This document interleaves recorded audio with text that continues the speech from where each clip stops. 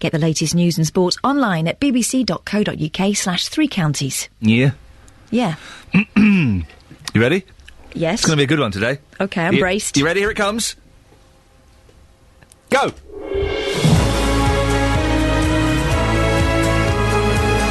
Morning, this is Iain Lee, BBC Three Counties Radio. I'm in a good mood. It doesn't happen very often, so I would suggest make the most of it. It may not last the full run of the show, we'll see. I don't know why I'm in a good mood. I've got a meeting with my bank manager after this. I know, he's not a bank manager, he's a bloke called Barney. I don't think you get bank managers anymore, he's called Barney. Hi Ian, do you fancy coming in for a chat? Uh-oh, what have I done wrong? Well, we shall see. Lots coming up on the show this morning. It'd be nice for you to call in and take part. Do you fancy it? That's kind of how it works. I'll give you the contact details shortly. Some serious stuff and some not so serious stuff. On the serious side, the family of a man who was stabbed to death by robbers at his home in Kempston says he was a loving man who'll be missed by everyone who knew him. We'll have the latest on the police appeal in that story. How bright are your kids? Are they clever enough to call 999 if something happened? We'll be hearing about a 4-year-old who did just that and saved his mum's life. That's right, a 4-year-old. I'm fighting with my 3-year-old to stop him weeing out in the front garden, and this 4-year-old's going around saving lives. And you're sitting in a restaurant, expecting a nice meal, the waiter's rude, the food's cold and you don't get what you ordered. If you get bad service, do you complain? Facebook.com/BBC3CR. You can send me a cheeky text, 81333. Start your text, 3CR.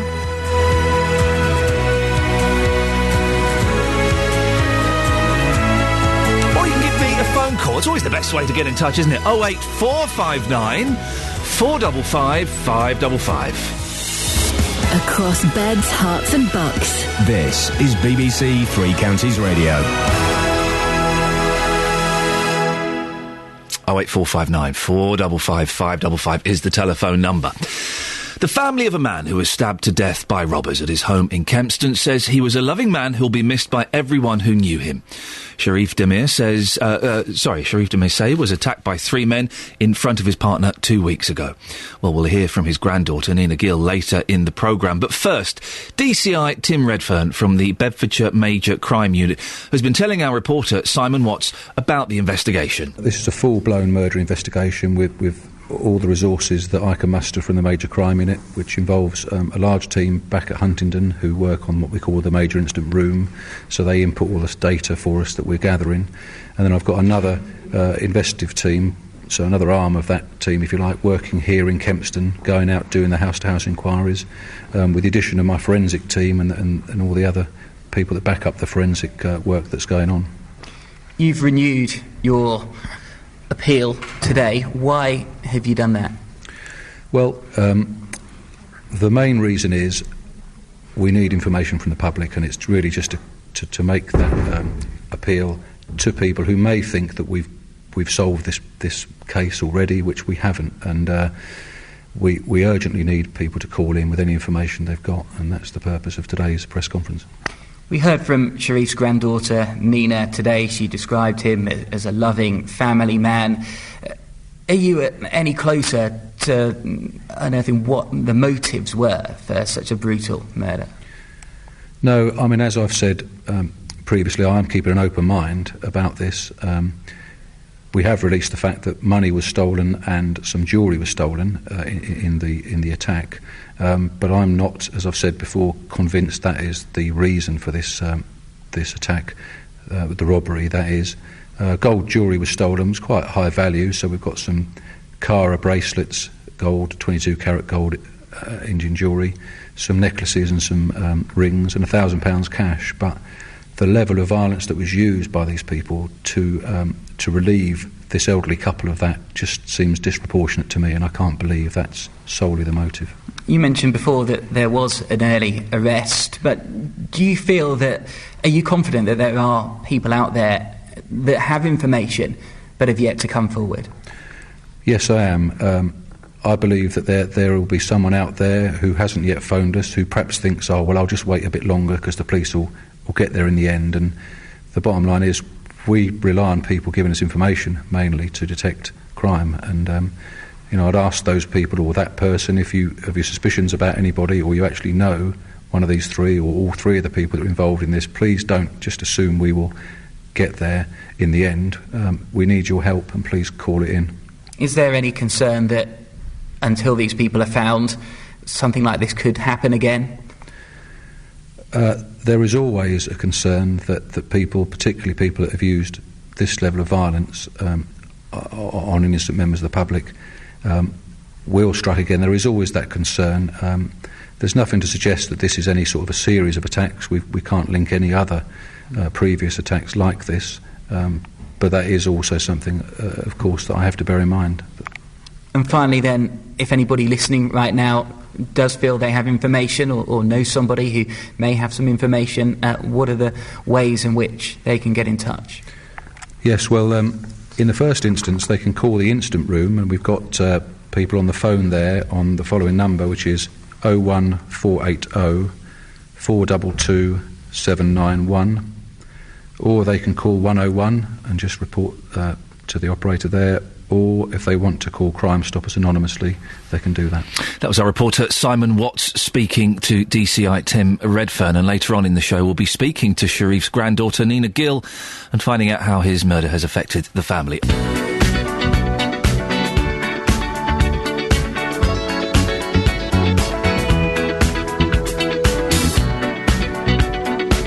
I quite like that. I'm not a fan of the dance genre. If you were listening last week, or was it the week before? The week before, we had the Penny Arcade, an excellent vocal group, come in and did an Acapulco version of that. I thought it meant they'd take their clothes off. It doesn't. It means that they do it sans instrument, as they say dans le français. 08459 455 555. Now, here's the thing, OK? You're in a shop, and there's an idiot serving you. They generally are. Not always.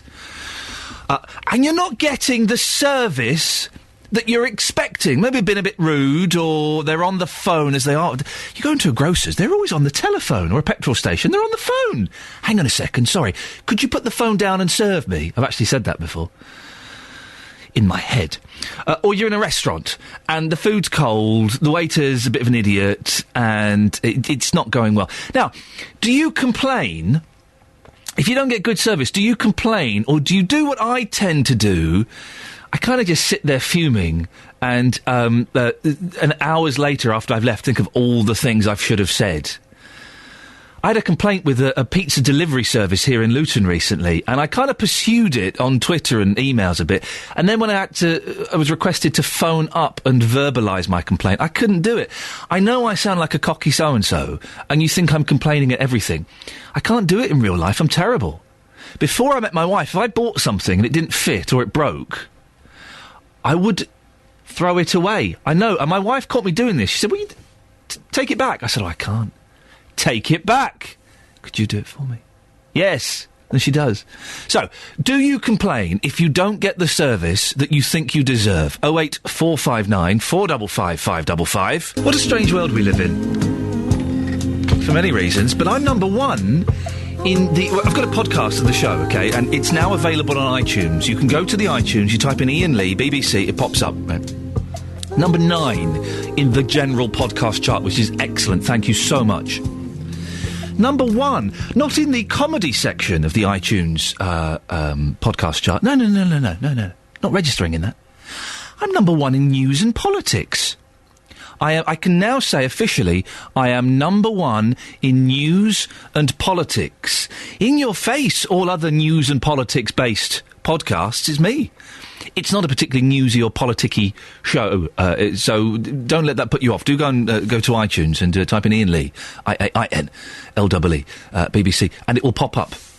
We'll see if we can get it transferred a bit later on. Now, this is a cracking story. A 4-year-old boy. How clever is your kid? Have you got toddlers? How clever are they? If you collapsed and your life was in danger, would they be able to call 999 and save your life? Well, one 4-year-old boy from Milton Keynes has been praised by the ambulance service for making a 999 call which saved his mum's life.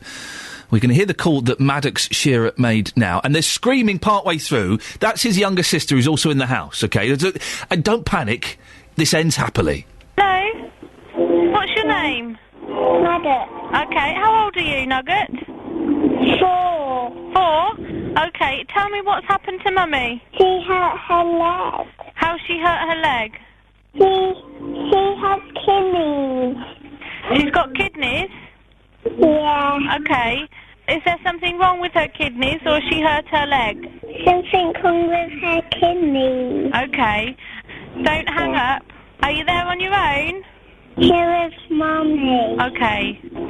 Okay, Nugget. Now I'm going to ask you some questions. Is Mummy there? Can she talk to me? Yeah. Yeah, can I talk to Mummy? Mummy, wake up. Wake up. Wake up. Okay. Wake up. Is Mummy asleep, Nugget? Yeah. Okay, don't worry. You can't wake Mummy. You're doing really well. You're a big 4, aren't you? Yeah. What's that noise? Is that Mummy crying? Yeah. Okay, tell Mummy you want to the ambulance. Can she talk to me? Yeah. Hello? Hello, it's the ambulance service. Hello, are you unwell? Please help me. Okay, what's happened? I have kidney disease and the pain's really bad and I can't stop being sick. I can't move. Okay, you got kidney disease? Yeah. Okay. Your little boy's amazing. He gave me the right address. Is he only 4? Yeah. Okay. Just stay on the line with me. I've got some help coming to you, okay? Yeah, their dad's on his way home. Okay, that's fine. Listen, I've got... because he knows only to call an ambulance if I've passed. Listen, I've got an ambulance right outside, okay? Can you go and try and open the door? I can't get up. Okay. Don't worry. Listen, is it Nugget, his name? Maddox, oh sorry. Is he able to unlock the door? Yes, Maddox, open the door. Okay, tell him to tell me if there's a big ambulance outside. Maddox, is that ambulance? Open the door. You've done really well, okay. Has he opened the door? Let me know when the ambulance is right with you. Is that them? Okay. We're here. Thank you, mate. Thank you. Cheers, bye. Wow, isn't that amazing? Shivers down my spine. 4-year-old Maddox. I love the fact she's called Nugget. If I ever have another boy, calling him Nugget, definitely. So, do you think your kids, your grandkids, would have been able to do that at 4? I think that's amazing. On the line now is Ben Stickley, who's the Senior Services Manager for the Red Cross, covering Beds, Herts and Essex. Morning, Ben. That's an amazing phone call, isn't it? Good morning, absolutely. Yes, it's quite incredible what he was able to do there, really. Are there any other examples of kids that age being able to help? Well, probably the closest one that I've come across when I've been training is a girl of 6 who was able to help her mum in a very similar situation. She had a long-term illness and collapsed at home and was able to call the ambulance and get them help arriving for her. What sort of training do you offer to young people? Well, we do quite a lot of training for young people, and that often surprises people, actually. It tends to be for about the age of 5 that we start, because we go into a lot of primary schools and work with people. But you can certainly teach children that age how to call an ambulance and the importance of the information to give over, and the huge difference that it could make to their parents or family if they're able to help in a situation like that. And you can even teach them things like the recovery position and the very basics, just how to roll someone over and help them keep breathing. I'm trying to think. We had a young lad who came in a few months ago who I think was about 6, and he knew the recovery position. He put me in the recovery position. He was fantastic. They do take this thing. If you make it fun, they take this in, don't they? And they can use it. Yeah, absolutely. And that's one of the key things for us. It's about getting them to really enjoy it, but also to see the importance of it. And yeah, if you get lots of practice, lots of information given, it definitely does stick. And it really is amazing when a child that young will turn around and say, oh yeah, I can do that. And they'll even show their friends how to do it. What age would you recommend teaching kids 999? Well, for us, we really say it's around about 5 is when it sticks really well. Obviously, in this case, Maddox at 4 was brilliant and able to do it. But I think it's probably very useful to say that at the moment we've just launched a free first aid app for baby and child, and it includes tips within it on how to teach children that young first aid. Oh, fantastic. If we're looking for that on our phones and pads and things, what do we have to type in to find it? If you do baby and child first aid, it's on the App Store or also on Android, so people are very much welcome to download that. It is free, and hopefully it could be used to them. Ben, I appreciate your time this morning. That's Ben Stickley, Senior Services Manager for the Red Cross, covering Beds, Herts and Essex.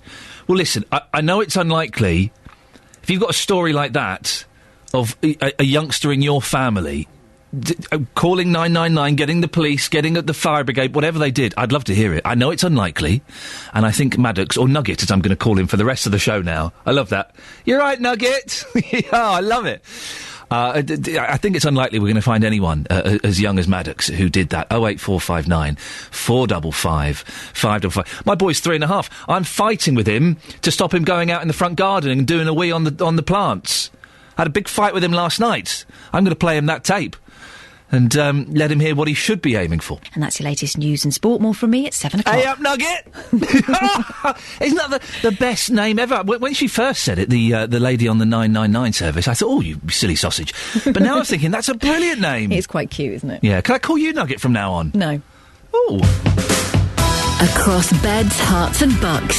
This is Iain Lee. BBC Three Counties Radio. Really is very disappointing. Morning, this is Iain Lee on BBC Three Counties Radio. If you don't know what we're talking about, we'll play it again later. It's the amazing call of a 4-year-old boy, Maddox, calling 999 and saving his mum's life. It's incredible. Coming up in the next 30 minutes, it's a year since the Portus scheme was launched, where money was given to small towns to help revitalise them. Has it had any effect whatsoever? 08459 455 555. But before any of that, Dennis in Dunstable. Good morning, Dennis. Good morning. Would you like to say many happy returns of the day to start with, please? I'm 88 today. I would not. Thank you very much. Right, now thank you for the offer. Your little lad. Are you really 88 years old? Yes. Wowzers. Yes, I know, it's terrible, isn't it? Why, and I nearly said, what are you clinging on to? I didn't mean that. Well, No, I didn't mean that at all. Looking back over your 88 years, Dennis. Yes. What's the best age to be?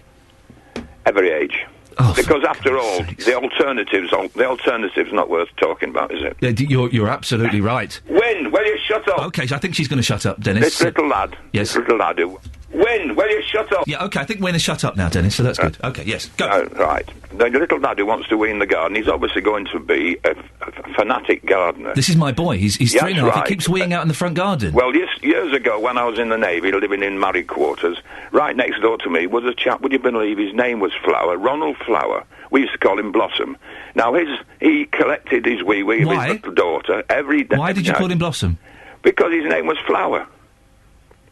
Was it because he looked like the girl Blossom in the TV series? No, he's just one of those Navy things, you know, Oh, I see. Blossom Flower. Sorry, Dennis. Yes, that's right. Yes, now, he right. collected his... And I'm a total non-gardener. Okay. Total non-gardener. Okay. And they put me right next to the best gardener on the estate. Hey. So he used to collect his little daughter's whittle in a pot, and Sorry? he used to go round watering the garden. But Dennis, listen, you're not having birthday hijinks with me, are you? No, I'm kidding, because he was a fanatic, and his plants in his garden were 10 times better than mine. When? Will you shut up? Okay, well, I think she will shut up now, Dennis. I think she's got the message.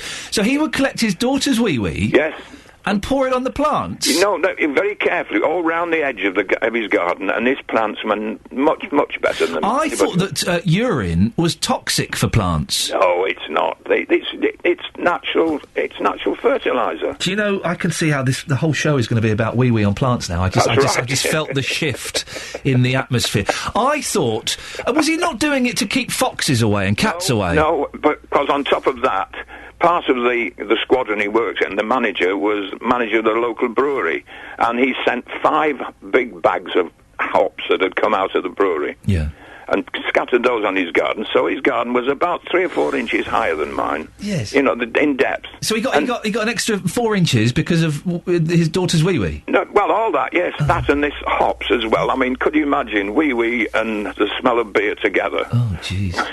Did he stand underneath her with a pot and catch it? No, she was a little girl who used to use in the potty, you know. Okay, well, that's, So train him to do that, and I'll tell you, you will have the best garden in the world. If you want... Do you have a garden now, Dennis? I do, but it's nothing to do with me. It's my wife's garden. I'm allowed to walk across it. Well, listen, I don't mind... I won't... I'm not going to go out and do it. Well, how about I capture my boy's urine... Yes. ...and I send it to your win, and she can use it? Yes, right, yes. Would you like that? I would do, yes. Would it come in a bottle, please? Well, I'll put it in a jiffy bag.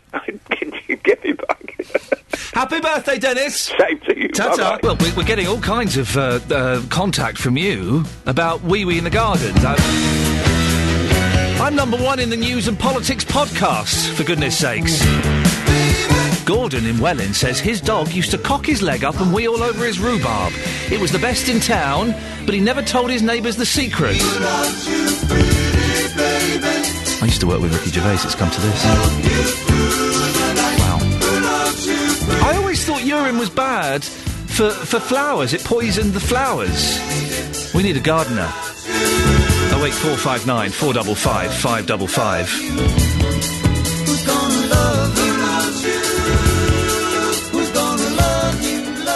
We'll be talking about bad service shortly, but before that, a year on from the launch of the Mary Portas pilot scheme, BBC Three Counties Radio has learnt there's been a fall in the number of retailers in Bedford.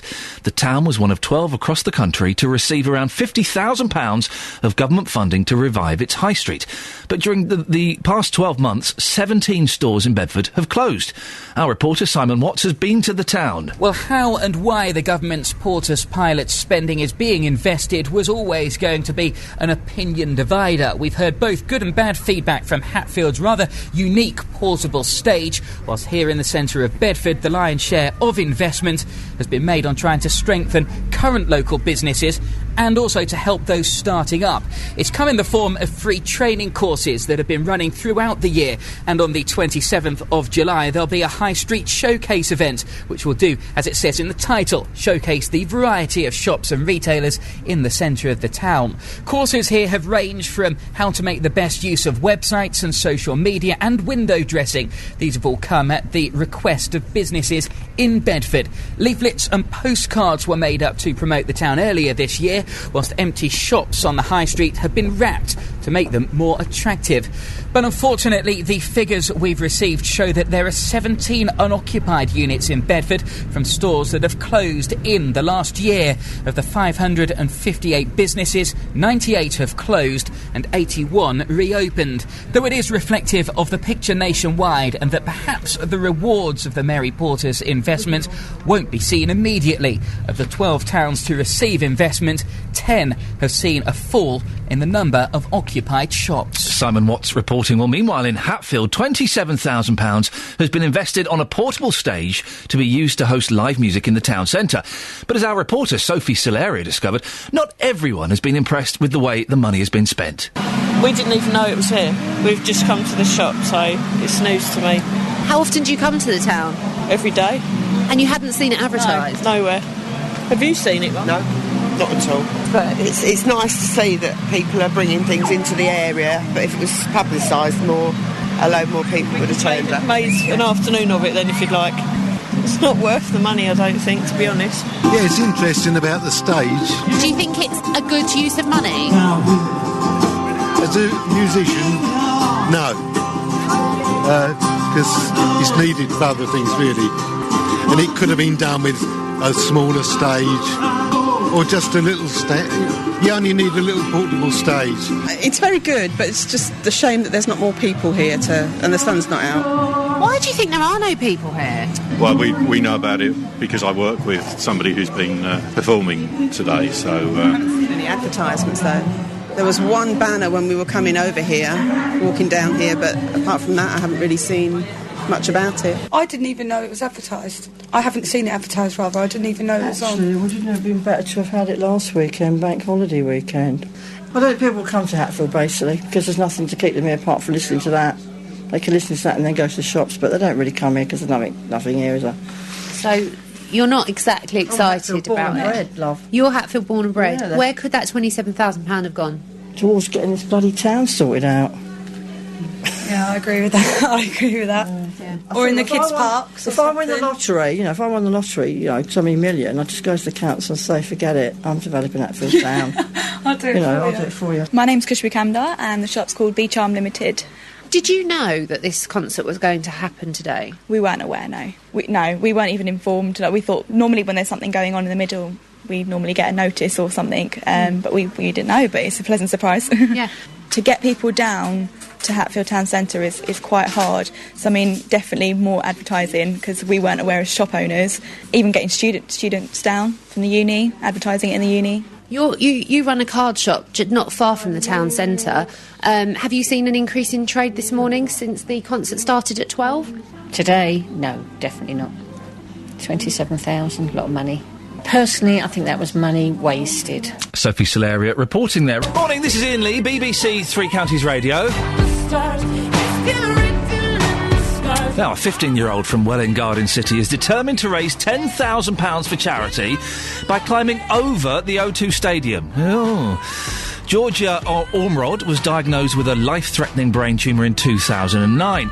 Now, after 3 years of fighting the cancer, Georgia wants to give something back to the charity which helped her while she was ill, with the help of Florence and the Machine. Our reporter, Sophie Solaria, went to meet Georgia and her dad, Stephen, ahead of her challenge on Friday. Here's her story.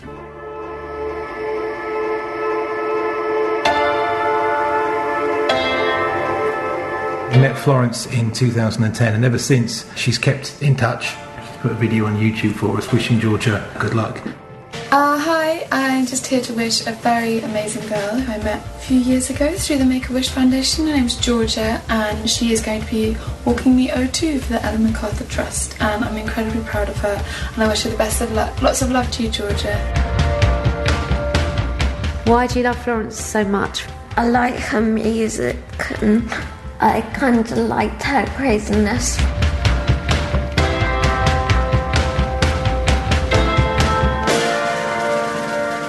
Do you remember your teacher had moved you from a pen to a pencil at school? Yeah. Because she'd noticed that her writing had become a little less tidy. So Georgia was just taking more time to make it really tidy. So it just became very hard to diagnose. It took about 6 months to diagnose me. Georgia had a lot of headaches, and it's very common for them to be misdiagnosed and for people to miss, particularly brain tumours in children. We kept being told it was just headaches or migraines or stress or all sorts of things, but I think most parents know their children pretty well, and we knew it wasn't. So it was every night just going to A&E and sitting and waiting and being seen again and being sent away again, and literally going 2 nights later and saying we're not happy, until they said, OK, look, we'll do some scans.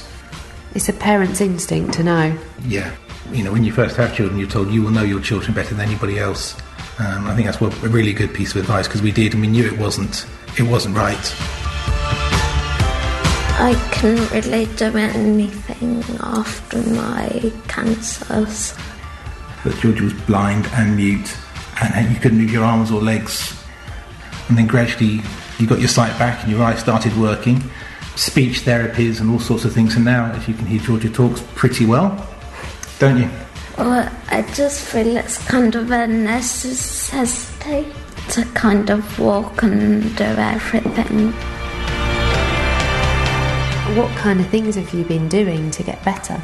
Rock climbing and abseiling. Wow. You are just an incredible young girl, aren't you? You've also decided to take on a particularly difficult challenge, crossing the roof of the O2 Arena. Yeah, because we saw Florence there, and I really wanted to challenge myself to go over it one day. How tall is the O2? I think it's about 50 metres tall. Now that's a petrifying height. Georgia, are you scared? Never had any fear since my cancer. You're not frightened of anything, are you? Well, there you go. That was Sophie Solaria. I wouldn't be climbing the top of the O2. It's massive. Have you seen that? That was Sophie Solaria speaking to Georgia and her dad, Stephen. Listening to that is Dan from the Ellen MacArthur Cancer Trust, the charity for which Georgia is raising money. Dan, tell us a little bit about your charity and what it does. Morning, Ian. Our charity is a countrywide charity. We're based on the Isle of Wight, and we work with young people from the age of 8 to 24-year-olds, taking them sailing in the recovery of cancer. Why did Georgia choose your charity as the one she wanted to raise money for? Georgia's an incredible young lady. I think what we've actually done with Georgia, work-wise, is we've actually taken Georgia on initially a 4-day trip sailing with us, and we've worked with Georgia ever since. And I think one of the main things we do as a charity is actually work with young people, not just in the first instance, once they're actually out of the initial treatment, but all the way through. And I think that what it creates is a bit of a family atmosphere, and also a huge sort of rebuilding of confidence between all the young people that come on the trips together. And what I'm assuming as well, there are kind of physical benefits to someone who's been in Georgia's position in terms of rehabilitation. Yeah, huge amounts. I mean, people don't really think about sailing as a particularly active sport, because lots of people spend their time sat on their bums. But when you're actually on a yacht, your whole body's working, because the waves and the environment around you is actually moving all the time. So your core's actually working quite a lot. So I think in more respects than just kind of hanging out with other young people that have had the same experiences, their bodies are constantly working without really knowing about it. And Dan, but how did you find out that Georgia was going to be climbing the O2, and what was your initial reaction? We got some contact through the family, and for us, it's actually incredible. I think a lot of the young people that work with us try and do things to help the trust out once they've finished a couple of trips with us. But I think for someone like George, it's an immense challenge. I think it would be a huge challenge for myself, let alone someone in George's position. But I think overall, as a trust, we're absolutely in awe of Georgia. Really. Now, listen, Dan, you've not bullied her into doing this, have you? Never. Are you sure? No, if anything, Georgia would bully us into doing it with her. Okay, good. Well, Dan, listen, thank you so much for going on. That's Dan Taylor from the Ellen MacArthur Cancer Trust. If you want to give money to Georgia, if you want to sponsor her or give money towards the charity, you can do. Very simple little website, virginmoneygiving.com, virginmoneygiving.com/Stephen Ormrod. Stephen P.H. Ormrod, O-R-M-O... Let me do that right. I'm going to spell it. Let me spell it properly. STEPHENORMROD. Why did I find that so difficult? virginmoneygiving.com/Stephen Ormrod. 08459 455 555. Oh, no, we don't want Adele. We want Adam Glynn. There he is. News for beds, cards and bugs. BBC Three Counties Radio. Thank you very much. Adam Glynn, BBC Three Counties Radio. Thank you, Adam. Speak to you in 15 minutes.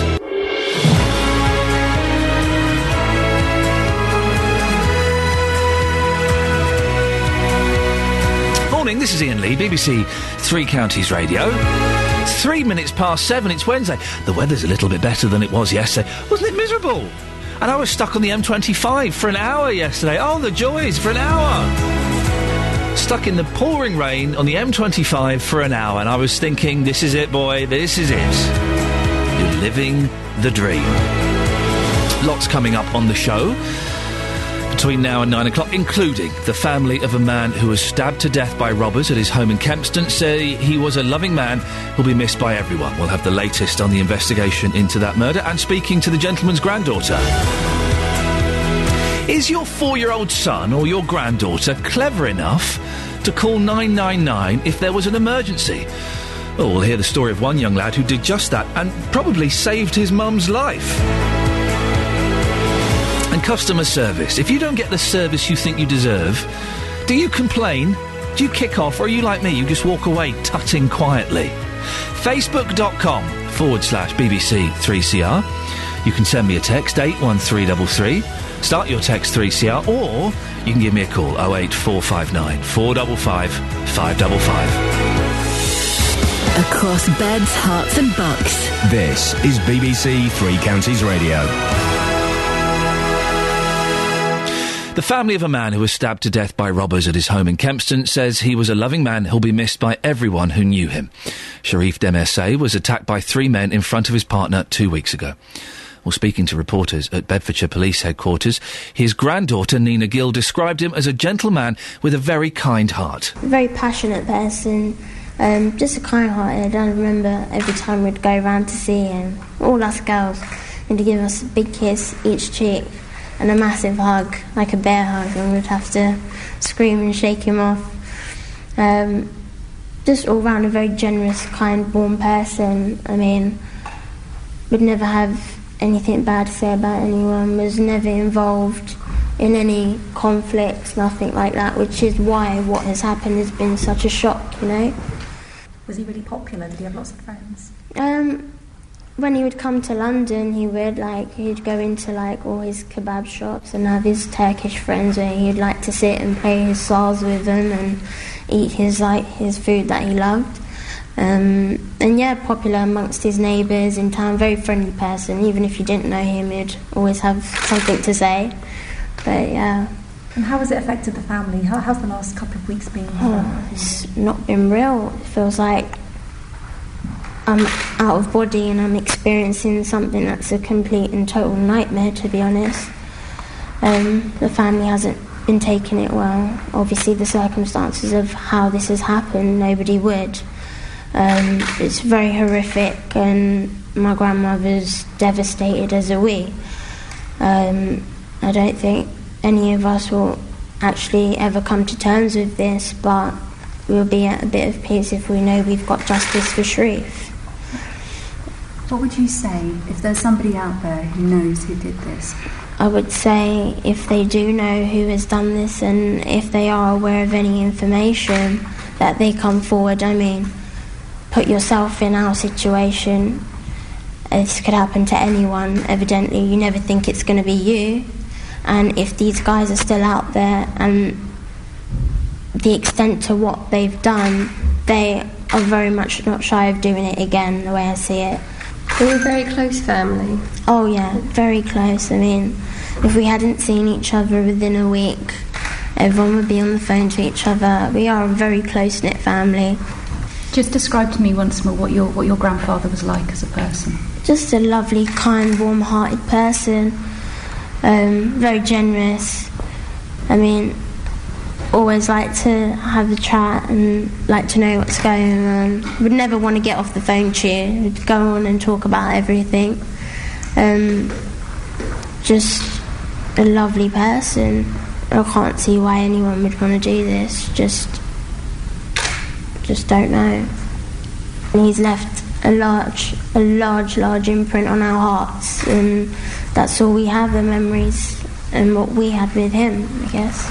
That's Nina Gill, the granddaughter of murdered Sharif Dimir Say. Call 08459 455 555. BBC Three Counties Radio. Hey, it's the 1-year anniversary of the Mary Porter's big plan to rejuvenate the High Street. Here in the three counties, both Hatfield and Bedford received government funding. But the BBC has learned that in the past 12 months, 10 of the 12 towns to benefit from the investment have seen a fall in the number of retailers. In Bedford, 17 stores have closed without opening again. So, independent shops on the High Street of Bedford are benefiting from free courses to help their business. But what about some of the areas who missed out on the Porter's pilot funding? Justin Daly is in Dunstable this morning. Morning, Justin.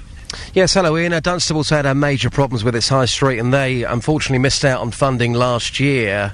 I've been asking people in the town here for their thoughts on the high street, and this is what they had to say. Is there any hope for Dunstable High Street? No, none at all. Everything's closing down. The industrial estate's closing down. It's just nothing here at all now. Ditchable. Because it is dead. There's nothing. Everything that opens closes down. It's just the only thing that's like Asda. That's about it, really. Nothing else. Even if Dunstable got further funding, do you think there would still be no hope? If it was funded and looked after better than what it is, then yeah, there would be. Because the majority of people don't like Luton. I don't like going into Luton to shop. I prefer to come to Dunstable to shop. At the end of the day, it just needs to pick itself up because it's lost too much. Deadstable. That's what it is. There's nothing. There's nothing on the high street. There's, Argos, a couple of other bits and pieces. There's nothing. It's such a nice place, Dunstable. I don't want to see it die. No. But the high street itself, is that an embarrassment to local people? I think it is, yeah. Well, I don't know what the answer is. I mean, I think it's all down to the rent and the rates that they can't afford to pay. There don't seem to be any leeway from the councils. They don't help. That's my opinion. I think Asda has more or less killed the smaller shops. Ros, how would you describe Dunstable High Street? Dead. That's it, one word, dead. There's no individual little shops left. We've got a few that come in, but they don't stay open that long because there's no footfall through the town. because of parking problems. I'd love to speak to you, dear listener, if you live in Dunstable. Justin, you used the phrase deadstable there. Yes, somebody used that phrase yesterday. I said, can you repeat that again? Deadstable. And they're saying it's called that because, quite simply, there is nothing left on the high street in Dunstable as far as they are concerned. I know you've got a guess there. We'll come to that very quickly. Just if you do live in Dunstable, how do you feel about that, being called Deadstable? 08459 455 555. Now, Justin, you're with the former mayor of Dunstable, aren't you? I am indeed. That's Pat Staples, who now joins us live across Beds, Herts and Bucks. Pat, welcome to the programme. First of all, do you think we're going to find anybody who's going to phone up and say, I love Dunstable High Street? Are we going to find those people? Yes, I think you are. I think there are many people out there, mainly volunteers, that really work hard to see Dunstable come alive again. We have got potential. I understand what people are saying about the High Street. It is dirty, it doesn't look nice, but please, please look beyond the High Street. As you know, we lost the Mary Porter's bid. Very disappointed, had huge potential there. We have our last high street store that closed, and we had the opportunity of taking that on and make it to incubated stores for young people or whatever that wanted to start small retail units up. The owner, it didn't close because it wasn't any good, closed because the owner died. But her husband was so supportive of the scheme that we really thought we were in with a good chance. As you know, we didn't get it, but we did get a consolation prize of $10,000. As soon as we knew we were getting that money, we put a splinter team together from the joint committee to see what we could do. Every penny, I think, is £304 left, which is being implemented at the moment. So we did the best we could. We've used coloured vinyls for empty shops, which we can't avoid because we don't own them. But the biggest thing is, please hang on. January starts the northern section of the bypass. Once that starts, we then can get a lorry ban and Dunstable could come back. So you think there is still hope for Dunstable? Be honest here, what's your thoughts on Mary Porter? I know that you were quite angry you missed out on the funding, but what's your thoughts on her? Well, quite frankly, I wasn't angry, I was disappointed. But Mary Porter's, sorry, don't have a lot of time for. Mary was telling the government I could have told them free. She talked about enhancing your markets, bringing boot fairs into them. What does she think we've been doing for the last 10 years? And very strongly in the last year, since Dunstable Town Council has taken over the market, we're already doing those things. Nothing is ever going to be easy. We shop online. Whose fault is that? Ours. We have to look at what we have. Our greatest asset is our history. We've just had 800-year celebration of the Priory Church. Huge amounts of people. We had doctors of medieval times. You name it, it was there. Fantastic day. OK, let me ask you this finally. Bedford and Hatfield, they got the funding ahead of Dunstable. In Bedford, in the last year, 17 shops have closed since they got that funding. Very briefly, what's your reaction to that? Well, I'm absolutely shocked. All I can say is, did they not have mentors to train these people to retails? We even have mentors for market traders that want to start. I don't think they've done their homework right. Hugely disappointed. Wish we'd had the money. We'd certainly put it to good use. OK, thank you very much indeed for your time. There you go, that's the former mayor of Dunstable, Pat Staples, joining us live, and some interesting views there from Pat, Iain. Justin, thank you very much indeed. You did hear the phrase Deadstable used there. If you live in Dunstable, do you agree with that? Do you think, it's I've been to Dunstable and it wasn't bustling, shall we say. But as a resident of Dunstable, are you offended by the use of the word Deadstable? It's quite catchy, isn't it? Is it accurate, though? 08459 455 555. Give me a call if you agree with that. Or if you want to defend... Oh, here comes a cup of tea. Stop the show. Cup of tea. Thank you, Kelly Betts. It's nice to have you back from your holiday. Yeah. OK, there we go. You just saw behind the curtain there for a second. I hope you enjoyed it. If you live in Dunstable or you work in Dunstable or you go there, what do you think? Is it Deadstable? We heard the former mayor speaking, saying, well, listen, bear with us. Bear with us. In a little while, we'll be able to make some changes and we can bring it back from the dead. Is that possible? Is it too late?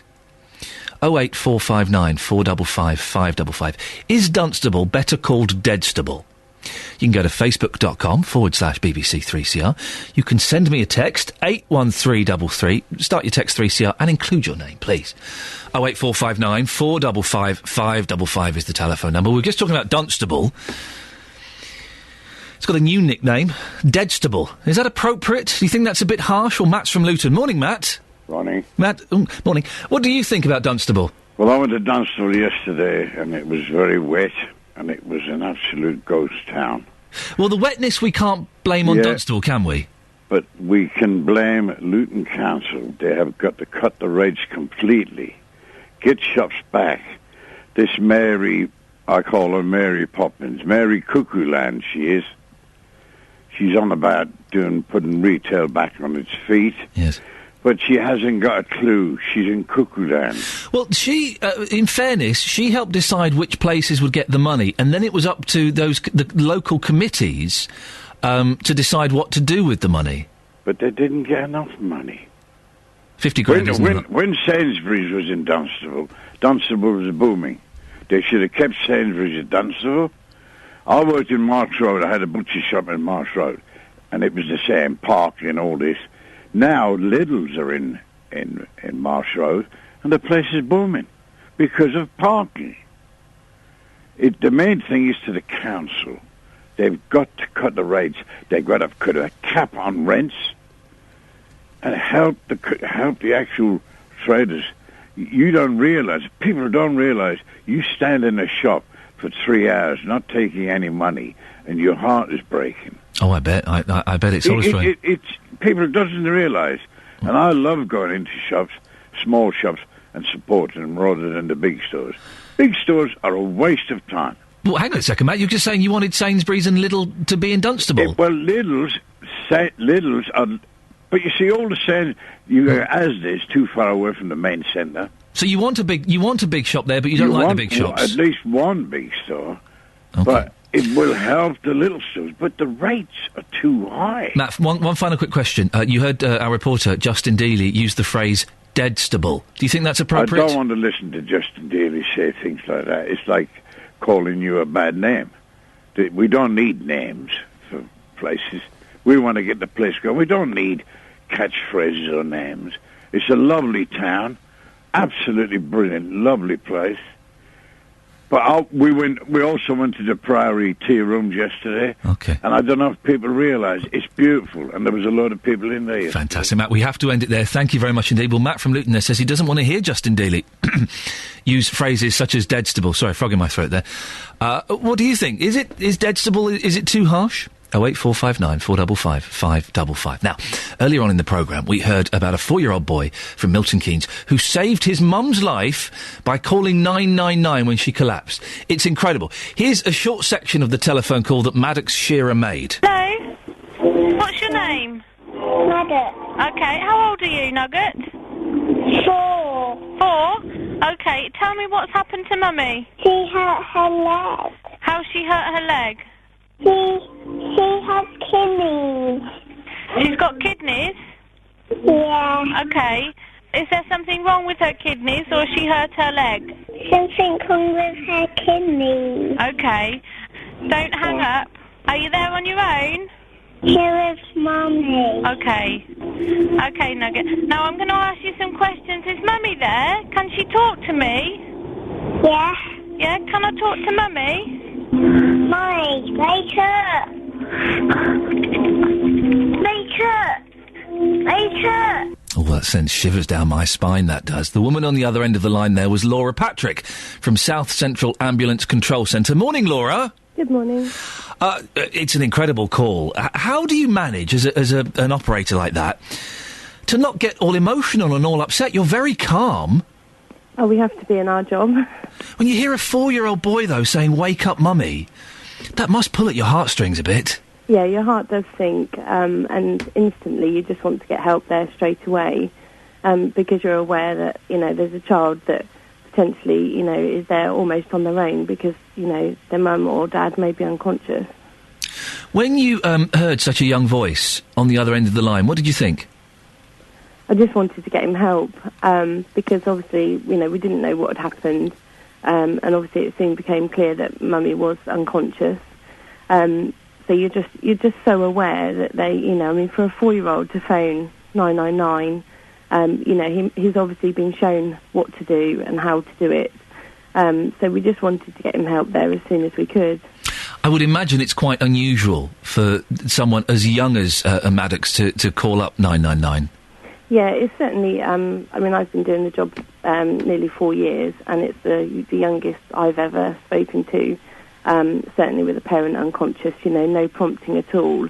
So yeah, he'd obviously been taught very well, and yeah, the youngest I've spoken to. He's a very clever lad. For 4 years old, he's listening, he's answering the questions, he's doing all the things that you ask him to do. Yes, no, he's extremely clever, and later on, obviously, he did open the door and let the ambulance crew in. So yeah, I mean, he knew his address. I mean, how many 4-year-olds know their address even? So extremely brave. Do you have? I would imagine you have training to remain calm and focused and ask the questions you need to. Do you have training to deal with kids calling up? We have training to deal with anyone calling up. So yeah, we do. We have a training program that we follow, and we're licensed to take the calls. So yes, we do. And then a bit later on in the call, we hear some screaming in the background, which it turned out was the young lad's younger sister. Did that panic you at all? How did that make you feel? No, as I say, we have to stay calm. We take all kinds of emergencies, from cardiac arrest through to, people with hurt legs, etc. So, we do stay calm, but your heart does sink, because you just, your second thought is, will he be able to open the door? Will we be able to get in? Will we need the police to help us get in? And every time you think that, then potentially that's another delay. So, we just wanted to get in and know that he had help with him. Remind us of the outcome of this story. I believe Maddox's mum, I stayed on the phone until my crew arrived, and then I believe they took Maddox's mum into hospital. I think we're speaking to Maddox's mum a little bit later on, so everything is fine and dandy there. How does it work, Laura? Do you have, like a little debriefing room? If you get a particularly emotional call, do you have a little room where you can go and kind of let it out a bit? I actually look after the call takers, so I'm a senior call taker, so I'm in charge of the call takers that are in the room. So if people do take a difficult call, then yes, we do a welfare check and make sure that they're okay. Because obviously, yes, when we're taking cardiac arrest and giving CPR instructions over the phone and things like that, it can be quite upsetting. But yes, we do make sure we have a full debrief. And at the end of that phone call, it's fantastic, because you hear the door opening, you hear the ambulance crew coming in, and the fella goes, "Don't worry, we're here now." I'm imagining when you get that reassurance that someone's turned up, that must be a big relief for you, that you've done your job, you've been successful, and you've got someone there. Oh yes, there's no better sound than hearing your crew. Certainly, you've got the right address, that they've got help there, and for us then it's handing over to them and knowing that then the patient's in the best care. Laura, it's a cracking story. Thank you so much for coming on. That's Laura Patrick from South Central Ambulance Control Centre. And we'll be speaking to Maddox's mum a little bit later on in the show. I just think it's could your 4-year-old do that? Incredible. Talking about Dunstable. Justin Dealey used the phrase, he heard someone else use it, he didn't come up with it. He's not that clever. Deadstable. What do you think? Is that harsh? 08459 455 555. Sarah's in Dunstable. Sarah, Deadstable, is that harsh? I think that is extremely harsh, yes. I was absolutely shocked to hear somebody say that. It's easy to bring out as a phrase like that, and it's very quick and cheap, but it's not reflective of Dunstable at all. Now, I love Dunstable. It's a lovely place. There's an awful lot going for it. There's a lot of people working for it individually. I'm the Secretary of Promoting Dunstable, and there's a lot of people from different churches, different organisations and shops and people and town councillors who are working extremely hard to help Dunstable. I know that it's not working though, is it, Sarah? It isn't attracting. No, listen, it has been working. It could be an awful lot worse.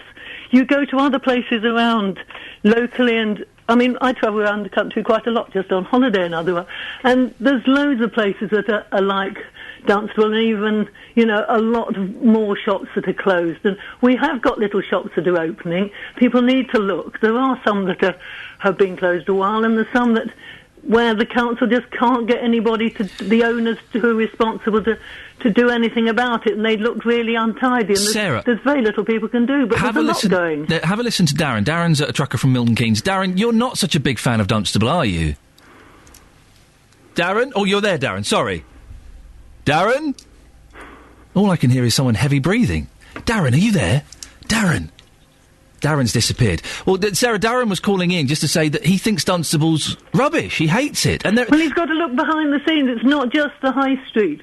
I had somebody visiting. Well, they came to our church the other weekend, and they came from Milton Keynes, and they spent the whole weekend. They say, I drive through Dunstable so many times, and we don't know what it's about. So they came and they stayed in a local bed and breakfast, and they explored Dunstable, and they saw there was so much more behind the scenes in the Priory Gardens and the Priory Church. They're up on the Downs, and it's a lovely place. You meet so many people because of the crossroads, and everybody's around on the Darren, Downs. I think you're there now. You're not a fan of Dunstable, are you? No, I just think it looks, I call it dumpstable, because it just looks so scruffy and dirty, and it looks like somewhere that should be up in the north. Some of the north's very nice. I shouldn't run the north down. Only certain areas. There's some thrashing places out there. You want to look above a bit. Look above at some of the architecture and some of the interesting buildings, not just the shop front. And think, when you go shopping, is there something I can buy in Dunstable itself? Do I always have to go to a supermarket and buy everything at once? You want to think, now, can I just buy that one item here in Dunstable and support it? It needs support. And all the local towns and villages in England need support. You've got to do something and buy locally. OK, well, listen, Sarah, Darren, thank you for that. Sorry we lost you for a second, Darren. Sarah, stay on the line, because I think we'd like to take your details. Maybe we'll, if you're up for it, we might send our reporter, Justin Dealey, out with you one morning in Dunstable, or Dumpstable, or Deadstable, whatever we're calling it these days. And you can point out the good bits and where things are improving. 08459 455 555. Dumpstable, Deadstable, Dunstable. Which one do you prefer? And that's your latest news and sport. More from me at 8. You raise an interesting question. Oh, really? You said his inning. Well, when did I say that? When you were talking about the cricket. Oh, right, I wasn't listening. Well, have you got the script there? Hang on, let me go back. Read it. Hang on.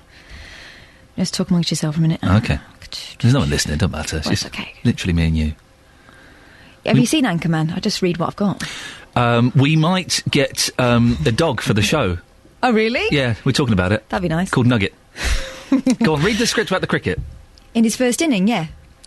But so your first inning and then your second inning. I think a singular is still called an innings. No, no, I'm not sure it does. I've listen, never. The sports boys write it, I read it. I don't question. Well, I think it's still an inning. I have never heard anyone say the word inning. Well, you have, because you heard me say it. Well, I've heard you say it, and quite often your language is incorrect. Are you not respecting my authority? No. It makes no change then, does it? Across beds, hearts and bucks. This is Iain Lee. BBC Three Counties Radio. It's one of those shows. It's been one of those shows. I could do with someone telling me, what, an inning? Is one innings called an inning? I think they're called innings, aren't they? Could someone let me know? I need a cricket fan. Can we get Luke Ashmead or Jeff on the line, please? The sports boys from BBC Three Counties Radio. Let's try and chase one of those up. 08459 455 555. I want Luke or Jeff on the line. I want to speak to those guys. Oh, we've got a caller already. Look, this is good. Let's go to Colin. Good morning, Colin. Good morning, Ian. Colin, listen, you heard me arguing with our feisty newsreader, Catherine Nugget Boyle. Is it an innings or an inning if it's one? It is an innings. Thank you very much indeed. Now, I have to say, though... What? You do give her a little bit of stick. Sorry? Normally. Well, now listen, Colin, let's be honest. I am her boss, and I'm only trying to improve her standard. Oh. You can't have a BBC News reporter saying inning when it's innings. No, on this occasion you are absolutely correct. What occasion have I been incorrect, Colin?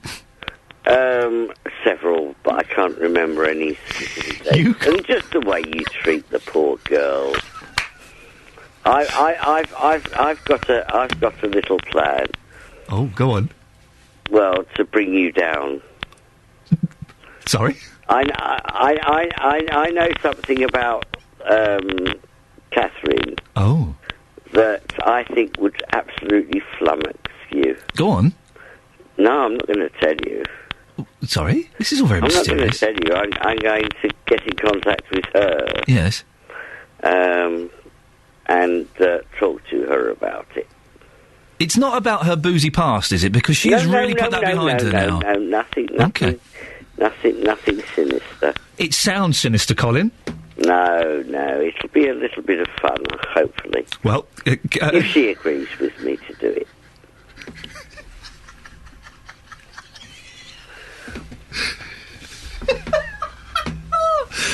Oh, Colin. Well, fingers crossed she says yes. Yep. Cheers, Colin. Yeah, that's not creepy at all, is it? Hey. Thank you, Colin. 08459 455 555 is the telephone number. We've been talking about Dunstable. We had the phrase deadstable, dumpstable. We're being harsh. I think one morning we might send JD out with that young lady we were speaking to get a view on it. Let's have a look. We've got a text here. There's no name, so I can't read it out. You've got to put your name on, otherwise I can't read it out. Fred from Luton said, drop the D from Dunstable, it will be unstable. Well, there you go, you see. 08459 455 555. Andy, good morning, Andy. Good morning. Andy, you called in about Dunstable, or Dumpstable, or Deadstable. Probably a bit unkind, but it is a bit run down, isn't it? And I'm not unconvinced that it's not to do with the traders themselves, and I'll probably get yelled at for saying that. No, tell us why, Andy. Why do you think it's the traders' fault? Well, I'm going to give you an example. I used to live in Deal in Kent, and I got off the train one night, 6:30, and the place was dead. Nothing open. They closed on Wednesday afternoons. They shut at 5 o'clock, and they're not open on Sundays. And what's happened is they've not evolved. Because they haven't evolved, they don't pick up the trade from the people who get off the trains in the evening. And everybody's going to be open for people to be interested to go to a high street. Half of it empty. It's not very enticing, is it? If they can't afford, though, one of the complaints I'm hearing is the business rates are perhaps too high. So is that not the council's fault? Well, I suppose to some extent. I mean, if they want to revitalise, I suppose they need to have some sort of claim process where you can claim back some of the money based upon. But the thing is perhaps they ought to do it on the basis that they are open sort of into the mid-evening, and they're open on Sundays. And perhaps if they sort of scored points for doing that, they could actually claim back the rates. Andy, I appreciate that. Well, if you're a trader, you run a shop in Dunstable, part of it's your fault. You're not working enough hours. That's according to Andy there. Do you agree? 08459 455 555. We've heard the phrases deadstable, dumpstable, bit harsh, or fair summary. 08459 455 555. Well, on Sunday, did you go to Luton Carnival? The sun shone. There was, I think, 4 or 5 arrests, as there often are at these things, and everyone seemed to enjoy themselves. But what happened to the attendance at Luton International Carnival? Despite a smaller scale event being planned, it seemed that thousands of residents and visitors stayed away. These people told us why they wouldn't be going to the carnival. Because the recent shootings and the crime that's been going on, I just don't feel like it'll be a safe environment. I normally have a stall, but I won't be having one this year. And you've made that decision this year that it's just not worth it? No, absolutely not. Well, it's really bad because there's only a few people causing all the problems. I think generally every year there seems to be a bit more trouble, and obviously with the shootings that have been happening of late, I think a lot of people just stay away thinking there'll probably be more aggro down there with people doing tit for tat and just generally making it worse for everyone else. Well, joined now by Hopetoun Walker, who chairs the UK Centre for Carnival Arts Board, and also the Labour Deputy Leader of Luton Borough Council, Sian Timoney. Good morning to both of you. Good morning. Good Sian, morning, we'll Ian. start with you. How many people actually attended the carnival? Well, I think the figures I've been given are around 20,000, and that reflects previous years, despite the fact that this year the event wasn't marketed outside of the town. It was only marketed locally in response to feedback, so I understand, from previous years, where people said they felt it wasn't a Luton event anymore, and they felt it was mainly people coming into the town. And I think that worked really, really well. So, yes, Some years it's had 50, 60, 70,000 people, hasn't it? Yes, it has, but that was something that was marketed more widely. You wanted less people to come and spend their money in Luton? No, we wanted to bring it more to have a homely feel, to make it a Luton event. That really worked. I walked through the carnival on the day. Thousands of smiling people were happy. People were coming up to me and saying, this is the best carnival for years. We were told, we had a gentleman in who was working with the security, that they were expecting 50,000. I don't know where that figure came from. Somebody mentioned that figure to me, and it certainly never came from the council. OK. And where did you get the figure of 20,000? Because the Look East reporter, Sally Chidroy, said it was closer to 5,000. No, definitely more than 5,000. The figure was given to me from our council people who were there. So definitely more than 5,000. I was there, and I can tell you there was more than 5,000. How do they calculate that figure? Pass. So was it just a guess? No, of course it was not a guess. I'm sure there are ways of working these things out by people who know better than I. But, actually... It would be an estimate, wouldn't it? You can't count 20,000 people. No, you can't count them, but it was, it was very clearly a well-attended event, beautiful sunny day, loads of smiling, happy faces. I was there, I saw them all enjoying themselves. And as I say, people telling me it was the best carnival they've been to in years. We did hear lots of people before the carnival saying they weren't going to go because they were afraid. Yeah, but on the day, your people were there interviewing people who said, no, the things that were going on in the town were not going to put me off. Well, that was That's the people... a small number of people. Yeah, that was the people that went, but obviously the people that didn't go, that was the reason they cited for not going. What I'm trying to get at is how do we persuade people that things are safe? Because there was a stabbing that night, not related to the carnival, but Luton is in the midst of quite a lot of violent crime at the moment, isn't it? It is. I think we're as one of your people that you spoke to, they said, it's a small number of people. Now, these people think it's acceptable to go around with weapons and taking shots at each other and all the rest of it. But the police are working on it really, really well. We've seen that there's been a number of arrests. That makes people feel reassured straight away.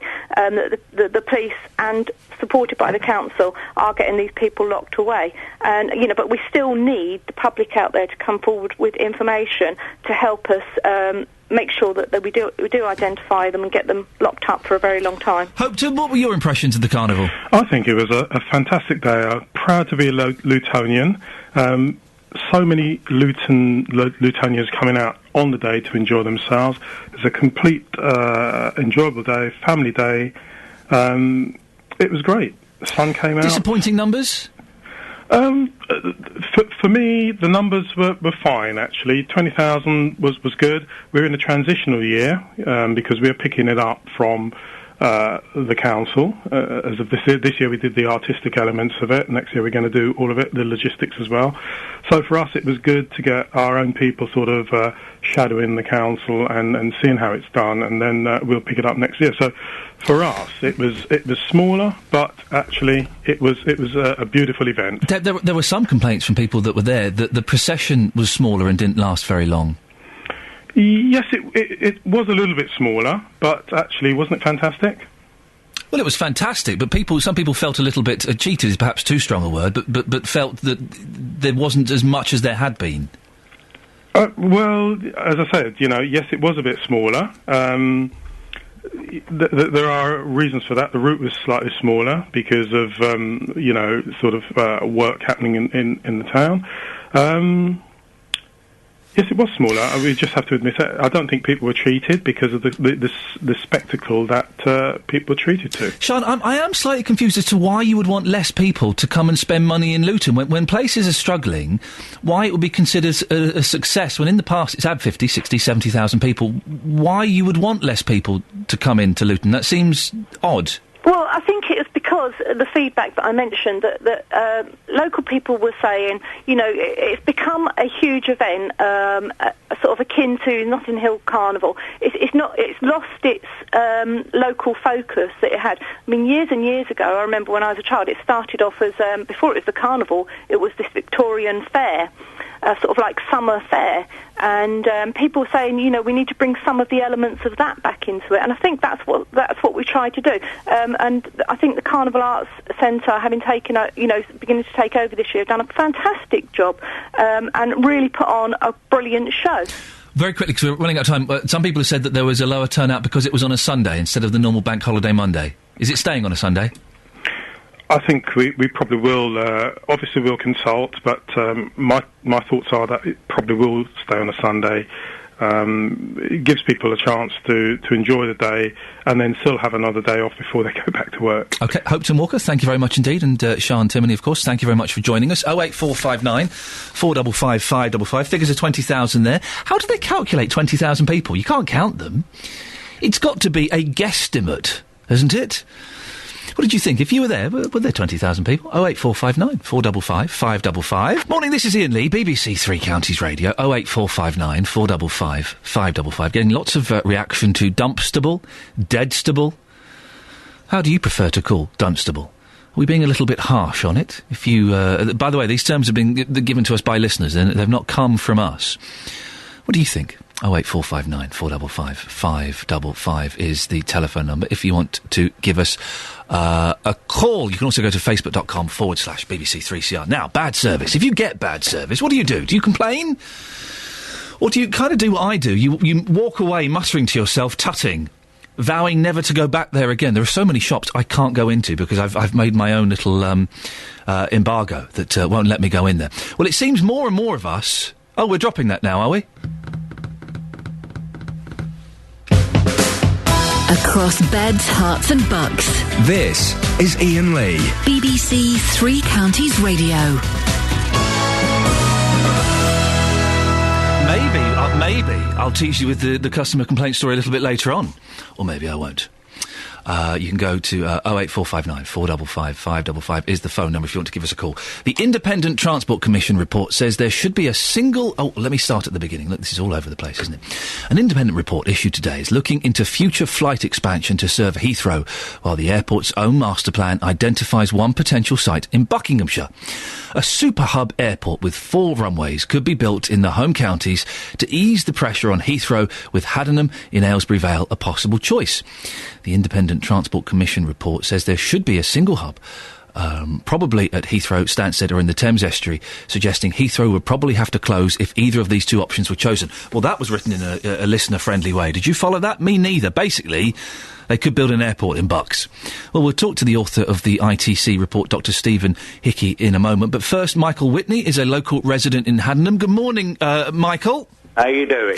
Yeah, well, why does Haddenham attract this interest as a site for big projects? Well, I suppose it's position, really, isn't it? Close enough to London, close enough to transport. We've got a good railway. M40 is not far away. It's not the first time. Probably won't be the last. Why? What are your concerns about this, Michael? Well, basically, if you had an airport size of Heathrow, it would eradicate most of the villages around here. Haddenham would be ruined, of course, because the only flat land, which is any length, would encompass it. I think they're saying that local villages like Longcrend and Chearsley would be annihilated, and wouldn't be worth living here, would it? Some people might suggest, Michael, that small villages need to kind of take one for the team, as it were, that we do need bigger airports and we do need more planes coming in and out of the country. They've got to be built somewhere, haven't they? For those people that fly, yes. For those that don't, they probably say, why me? Yeah, but it wouldn't be worth living in the village with an airport that size, because it wouldn't be a village. It would become like, I suppose, the villages around London Airport did years ago. Mm. Do you ever fly, Michael? Twice. I'm 68 and I've flown twice. Where did you go? Holiday. Yeah, but whereabouts? Tenerife and Geneva, Switzerland. Oh, very nice, Geneva, Michael. You not been tempted again? Not really. I'd rather go by train, but of course that takes time, and I know what you're going to say. Aeroplanes are quicker. Michael, listen, I appreciate your time this morning. We're joined now by Dr. Stephen Hickey, who is the report's author. In fact, Michael, just stay there for a second.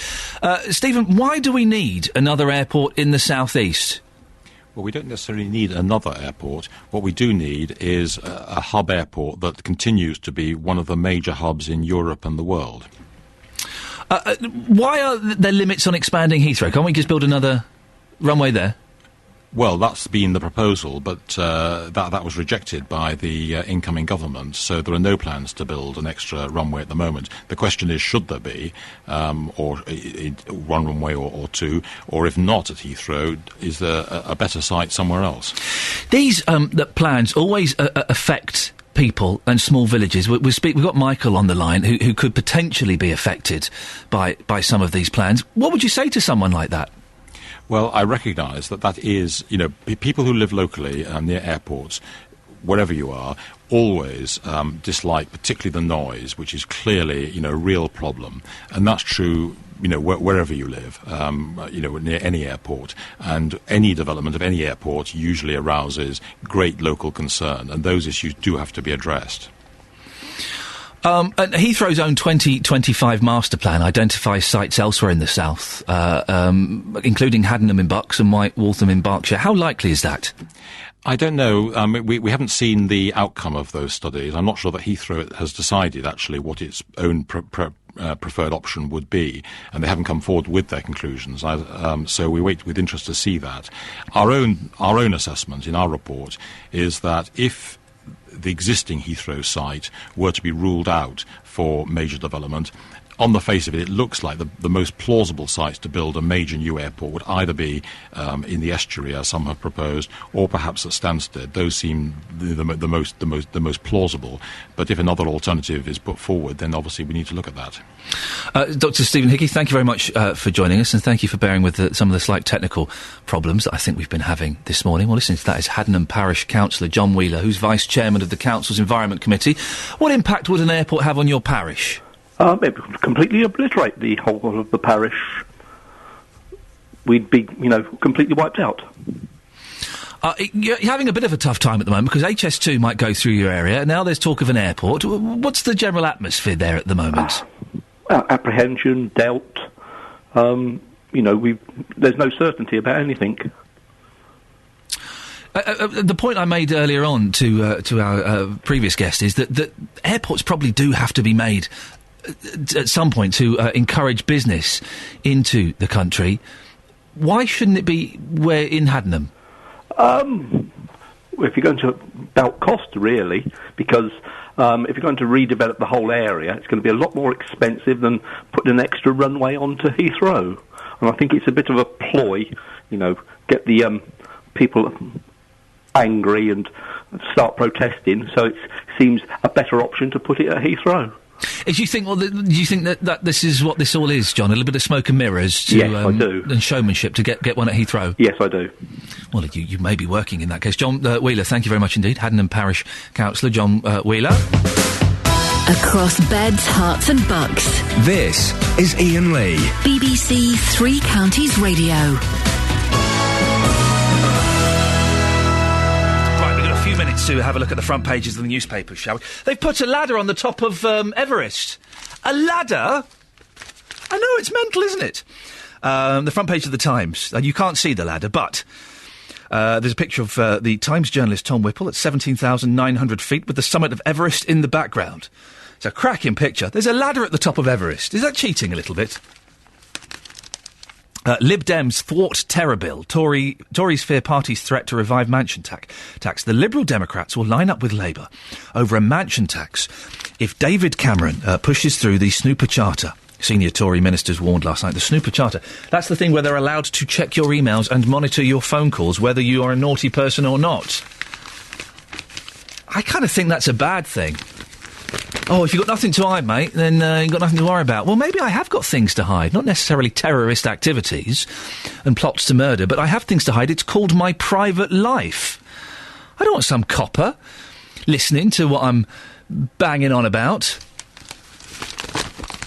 Daily Telegraph. In safe hands, the newborn baby flushed away. This is an incredible story. A baby was flushed down the toilet in China. There's some... the picture of the front page of The Sun. Look at the front page of The Sun. It's a baby in a toilet tube.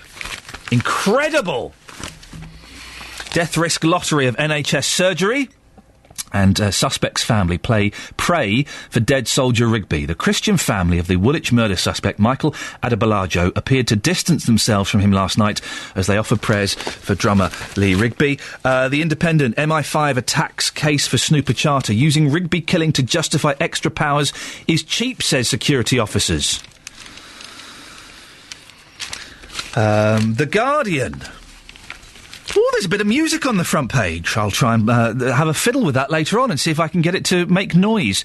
And Russia's arms pledge raises stakes in Syria. Israel issues warning after Moscow says it will supply missiles to Assad. We'll have a look at the Mail and the Express and the Sun a little bit later on. 08459 455 555. You'll be pleased to know Catherine Boyle has sent me a grovelling apology for using the word inning instead of the word innings. The apology is under review, Catherine. A British ticket has won last night's Euro Millions jackpot of £81 million. The win puts the mystery ticket holder 6th on the National Lottery rich list. The sport, Ashley Cole will captain England for tonight's friendly against the Republic of Ireland at Wembley in recognition of his 100th cap. It'll be Cole's 102nd England appearance overall. The weather, cloudy, wet and misty with a top temperature of 13 degrees Celsius. That's 55 Fahrenheit.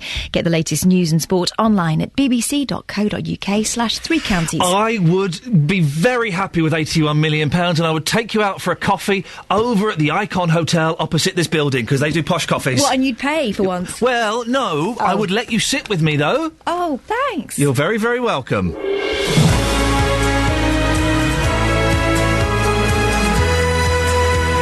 Morning, this is Iain Lee, BBC Three Counties Radio. We've had a few technicals this morning you've probably not even noticed. You're sat there slurping your frothy coffees, eating your muesli. You don't care. Lots coming up between now and JVS at 9 o'clock. Including lots of stuff, including it's a year on since the Porter's Pilot scheme started. £50,000 was handed out to various towns around the country. Has it had any effect whatsoever?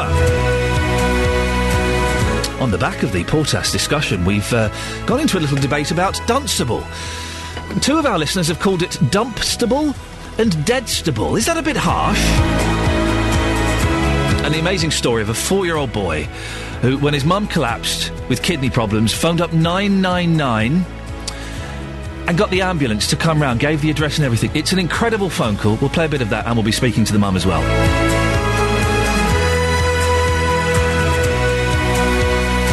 Facebook.com/BBC3CR. You can send me a text as well, 81333. Start your text 3CR. Or you can give me a call, 08459 455 555. Across beds, hearts and bucks. This is BBC Three Counties Radio. Well, it's a year since two towns in the three counties were awarded funding to help improve footfall on the High Street. Both Bedford and Hatfield were given investments of just over £50,000 by the Portas Pilot scheme. However, 12 months later, with all their money spent, Bedford has seen a drop in the number of retailers in the town. Our reporter, Simon Watts, has been to Bedford to see how the money has been spent and what shop owners think of it. Exactly 1 year ago, shop owners and retailers in Bedford were celebrating being one of just 12 towns in the country to be picked by local government minister Grant Shapps to receive investment. They've been narrowed down from 371 individual bids, and along with Hatfield in Hertfordshire, would receive funding to the tune of £51,000 to help revive their high street. Well, 12 months on, and on a gloomy and wet afternoon, the figures gathered by the BBC for the first year look equally as bleak. Only 2 of 12 towns involved have seen a rise in the number of occupied shops. And here in Bedford, 17 units have been lost following the closure of 98 stores, of which only 81 reopened. Bedford Bid have been responsible for investing the funding here, and they've taken their time overspending the money. They focus much of the resources on training, with free courses on areas such as social retail, search engine optimisation, window dressing and websites, and a high street showcase event to be held in July to support start-up and existing businesses in the town. Across the border in Hertfordshire, £27,000 was spent on a controversial portable stage to provide entertainment in the town centre. So do shop owners here in Bedford think their money is being well spent? My name is Gilda and I run the Cafe Virtuoso, which is a vegetarian and gluten-free specialist coffee shop. I think it's quite attractive because it's giving the individuals skills to use to kind of sell and promote. Yeah, so you're 1 week onto one of the 3 courses on offer, so you're obviously a business here that's benefiting from this investment. Yeah, it's definitely good because it's social media courses, but they are running other courses as well. I think it's how to decorate your front window and investment back into the independent shops. And that's where it's needed because bigger shops have, budgets for advertising, etc. So it's nice to be able to give skills back. My name is Vic Warner and Goldings of Bedford. The shops started in 1867. We trade on the old-fashioned idea, and people come to us because it is an old-fashioned shop and they expect old-fashioned hospitality. They don't want us pressing buttons on computers and buggering about like that. Do you think that the money then could have been spent in other areas a little better than it has, or do you think it is beneficial to have courses? The courses are ideal for, we'll say, the younger people, and we do need younger people coming in to open the shops.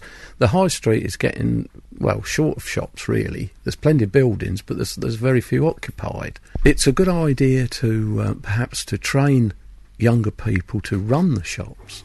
But us old codgers, it's a bit late. They should have done this 50 years ago.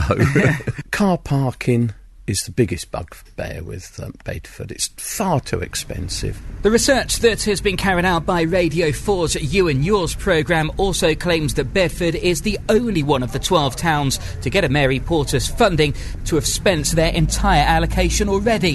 That despite only £3,500 being spent when we last covered the story back in February. However, it is also worth pointing out that Bedford didn't claim as much of the funding as other towns, and that the rather gloomy retail picture is reflective of many high streets across the country and not just here. Well, that's our reporter Simon Watts in Bedford. Samantha Fennick is from Radio 4's You and Yours programme, who've carried out the research. She joins me now. Good morning, Samantha. Good morning. It's exactly a year since the government launched the Portas pilot. Remind us why the scheme was launched. Well, Mary Portas was asked by the Prime Minister to conduct an independent review into the state of our high streets and town centres, and she concluded that they were at crisis point, and many people who've watched the programmes on Channel 4 over the past few weeks will kind of see that. She said that what they needed was urgent action, or we were going to lose what is fundamental to our society. So she made 28 recommendations, and they included cutting red tape, starting a national market day, setting up town team groups of local people who would come together to bring towns back to life. Now, the government responded, as we've just heard, with a competition. Towns were allowed to win up to £100,000, and they would get support from Mary Portas as well as government officials within the DCLG. Over 300 towns entered, and this time last year the first 12 were announced, and Bedford was one of those first 12. You've been carrying out research to discover how successful the last year have been. What are the findings like? Well, to be honest, they show a mixed picture. But what they do say is that 10 out of the 12 government-funded towns have seen a fall in the number of occupied units on their high street. The only towns to experience any growth have been Bedminster and Margate. Now, in total, 700 units closed and fewer than 600 opened. In their place. If more shops close than open, that's when we start to see a decay in our high streets. Now, vacancy rates have also gone down in 7 of the towns, that's shop vacancy rates, and 5 towns have experienced a rise, but a lot of those 12, in fact most of those 12, are still just hovering above the national average, which is 14%. How have Bedford and Hatfield fared? Well, as I say, we've looked at the first 12, so Hatfield isn't included in that. But Bedford, in the last 12 months, 98 units have closed and 81 have reopened. That's a loss of 17 units. Now, I'm saying units as opposed to shops because it can mean cafes, restaurants, leisure facilities, as well as shops. So the vacancy rate, we're just looking at shops there in Bedford, has improved with fewer empty shops than last year. But what we found is that experts have told us is that landlords might be changing the usage of commercial properties into residential, and that might mean actually that the town centre is shrinking. Now, it would appear, Samantha, that this isn't working particularly well. Why is that? Is it because the sums, £50,000, £100,000, it's not a lot of money, is it really? I mean, I've been to 5 Portas towns over the last few days, and we're going to be in Bedford on Tuesday. What I found is that all of these town teams that have been set up to spend this money are saying that the money is actually not important. It's about galvanising the town centre, bringing people together and making them work towards a common good. That all sounds good on paper, doesn't it? But what I found is that there are arguments going on between these town teams. In a lot of places, traders who were kind of instrumental in getting the bid, like in places like Newbiggin in the northeast and Liskeard in Cornwall, they were instrumental in getting in the bid, and now they backed off from the town team because they're frustrated that everything has to go through lots of discussion and lots of debate before actually anything gets done. And that's why you're seeing that much of this money is not being spent. In Stockton-on-Tees, which is in the northeast as well, they've only spent about £8,000 to £10,000 of their £100,000 money, and that's frustrating traders. Samantha Fenwick, thank you very much indeed. And as she said, she's going to be in Bedford on Tuesday at the Corn Exchange for a special programme. 08459 455 555. The failure of the High Street, the death of the High Street. Is it reversible? And if you live in Dunstable, we've heard the phrases dumpstable and deadstable. Bit harsh? Jeffrey's on the line. Morning, Jeffrey. No, the High Street is well and truly deceased. It is a corpse. Just in the same way.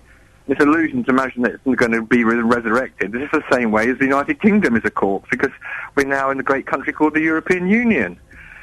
You know, Jeffrey, I'm not going to allow that nonsense. We're not in a great country called the European Union. I'm not going to let you. I'm not going to let you go on that tangent when we're talking about high streets. Well, we're talking about changes and movements on from old situations, and we're now in a situation where people don't shop in the high street, and we're now in a situation. Why is that? Because councils have put business rates up so high that it's prohibitive for ordinary small and medium-sized businesses to operate in the high street. It's only the big ones that can operate, so that's why you've got a uniform high street throughout the UK with Marks and Sparks and cost a lot of money for a coffee. But I remember growing up in the 70s, I remember the high streets were all pretty much the same. It was just different shops, it was the same shops in a slightly different order. That's not different. Yeah, but you were talking about 40 years ago, Ian. As I said earlier, now times have moved on. Well, but they haven't from your description. You just said that high streets were ruined because it's just the big corporations. Well, it was in the 70s. But I can remember, you come from Farm and Royal, I think. No, I don't. You know, well, don't you come from the Slough area? I come from Slough and then Farnham Common, not Farnham Royal, no. That was where I was brought up. Okay. But the point is, I came from Reading in the 1970s. I can remember David, Greggs, I can remember Steed and Simpson shoes, I can remember all kinds of shops which no longer... Woolworths. No, tell me the truth, is Woolworths still in business or not? Well, no. Online it is, yeah, but not in the high street. What's your point, though, exactly. Jeffrey? But that's the whole point. People have gone to online shopping. We got there in the end. That's what I was aiming for. I'll just tell you the truth. The thing. Listen, I enjoy talking to you, Jeffrey, but you take such a long, torturous route to get to the thing. No, because the four factors are online shopping, retail parks, and hostile councils who want to screw both the business people who want to do retail and the customers. They want to screw them on car parking charges, they want to screw them on car parking fines, on bus lane fines, and you know, let's get people to come into the centre of our towns and we'll make more money out of them by every time they make a mistake when they're driving. Jeffrey, we have to end it there because we're out of time. Thank you very much. I do enjoy Jeffrey calling in, but he takes such a long time to get to the point. If you'd have said earlier on, everyone's shopping online and going to retail parks, then boom, we could have had a conversation. But you go off on this nonsense about Europe that's got nothing to do with it. Jonathan, Byrne and Smith, we're both sailing half-mast here. Are we? I didn't notice. No, not that. No. Is that what that means? I don't know. I thought it meant that because we've got our shirts. So actually, yours is undone more than mine today. Yes, well, when you've got a killer chest like mine, why not? You're. Have I got this right? You're a bear. Is that the right terminology? I've heard this phrase used. Am I a bear? I think that's the phrase. What, because I got a hairy chest? Yeah, you're a bear. Oh, am I? I think that's a description. Why do I know that's going to come back and haunt me? Clip it. No, you're looking smart. When I put my jacket on, I'm looking smart. I'm meeting my bank manager today. Are you? Yeah. Why are you meeting your bank manager? Well, he got in touch saying, all right, Ian, we should probably meet and have a chat. Oh, dear. Should we? Oh, why? dear. That can only be a bad thing. He's not going to invite me to his kid's birthday party or anything. Well, he might try and do one of those things where they try and sell you products. Oh, that's annoying. Last time I went to the bank, I paid a check-in and the woman said, now, it's quite a while since we've had a consultation. I said, hang on a minute. When you say consultation, does this mean where you get me into one of those silly rooms round the corner and some person will try and sell me products I don't need, insurance policies I don't need? And she said, I said, yes, it is. No, I'm not interested. Oh, I wish you'd have had this conversation with Barney. Oh? Yeah, Barney. You're going to be hauled into a room and they're going to try and sell you life insurance, mortgage protection. I can't say no to these things as well. I'm going to come out with sheaths of paper under my arm. Oh, no. It's going to be awful. Really? Why have you dressed up smart? What do you mean? Well, you've got a nice jacket, the shirt. They almost go together. Why have you made the... No, that's not fair. You're awful. It's not fair. It's harsh, but it's not fair. Why have you dressed up smart? I don't know. I just felt like it. You look lovely. So thanks very much. Oh, you're welcome. Yeah, there's no particular reason. I just thought, make an effort. Look lovely. Good for you. Good for you. I thoroughly enjoyed your show yesterday. Oh, did you? With Mr. Robinson. Who was on. Yes, it was. Yes, it was interesting, wasn't it? Fascinating. Have you persuaded him? Did you persuade him in the end to go? Yeah, he's going to come with me. He's going to come with me, and I want to sit with him, and we're going to talk to Muslims. Okay. Tommy Robinson from the EDL. Yes. With Muslims, normal Muslims. Normal Muslims. Who don't want to kill anyone. No. We're going to have a conversation. Okay. You're very...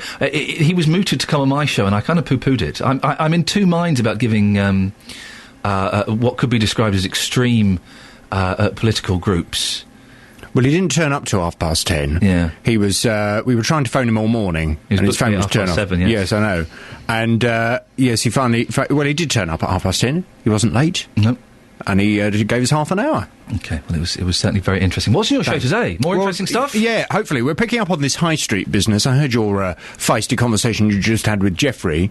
I'm asking from 9, who do you blame for our failing high streets? It's a year since Mary Porter's launched her pilot scheme to save our high streets. Here in the 3 counties, £50,000 was pumped into Bedford and £27,000 pumped into Hatfield. So what on earth happened? In Bedford, 17 shops have closed. In Hatfield, the money was spent on a portable music stage. Well, if government funding isn't working, then what on earth will? Do you know what I think? And this is a bit controversial. Ooh. I think our high streets are too big.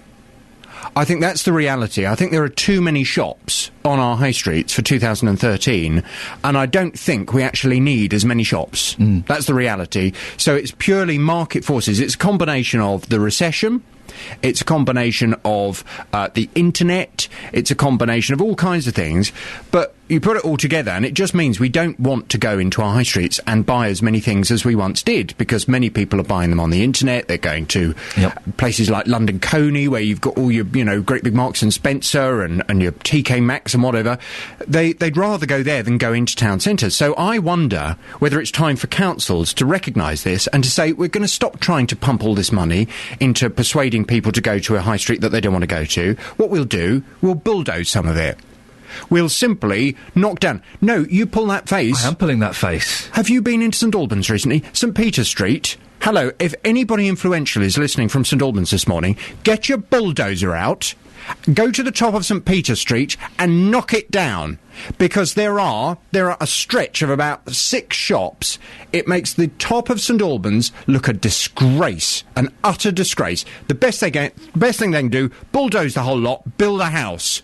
Or some flats, or something. Build a house. Disgusting. The state. Hurry up! I've got Holly coming on in a second. Yeah, don't even get me started. Hatfield, Stevenage, bulldozer. Okay, so just the final line from your scripts, and then who do you blame for our failing high streets? And do you agree we should knock some of the shops down and build houses? Oh, go away.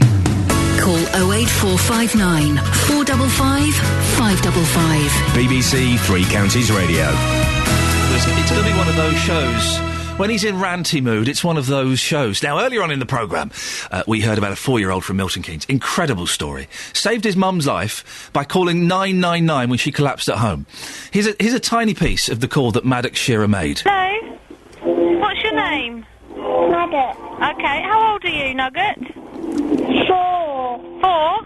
Okay, tell me what's happened to Mummy. She hurt her leg. How's she hurt her leg?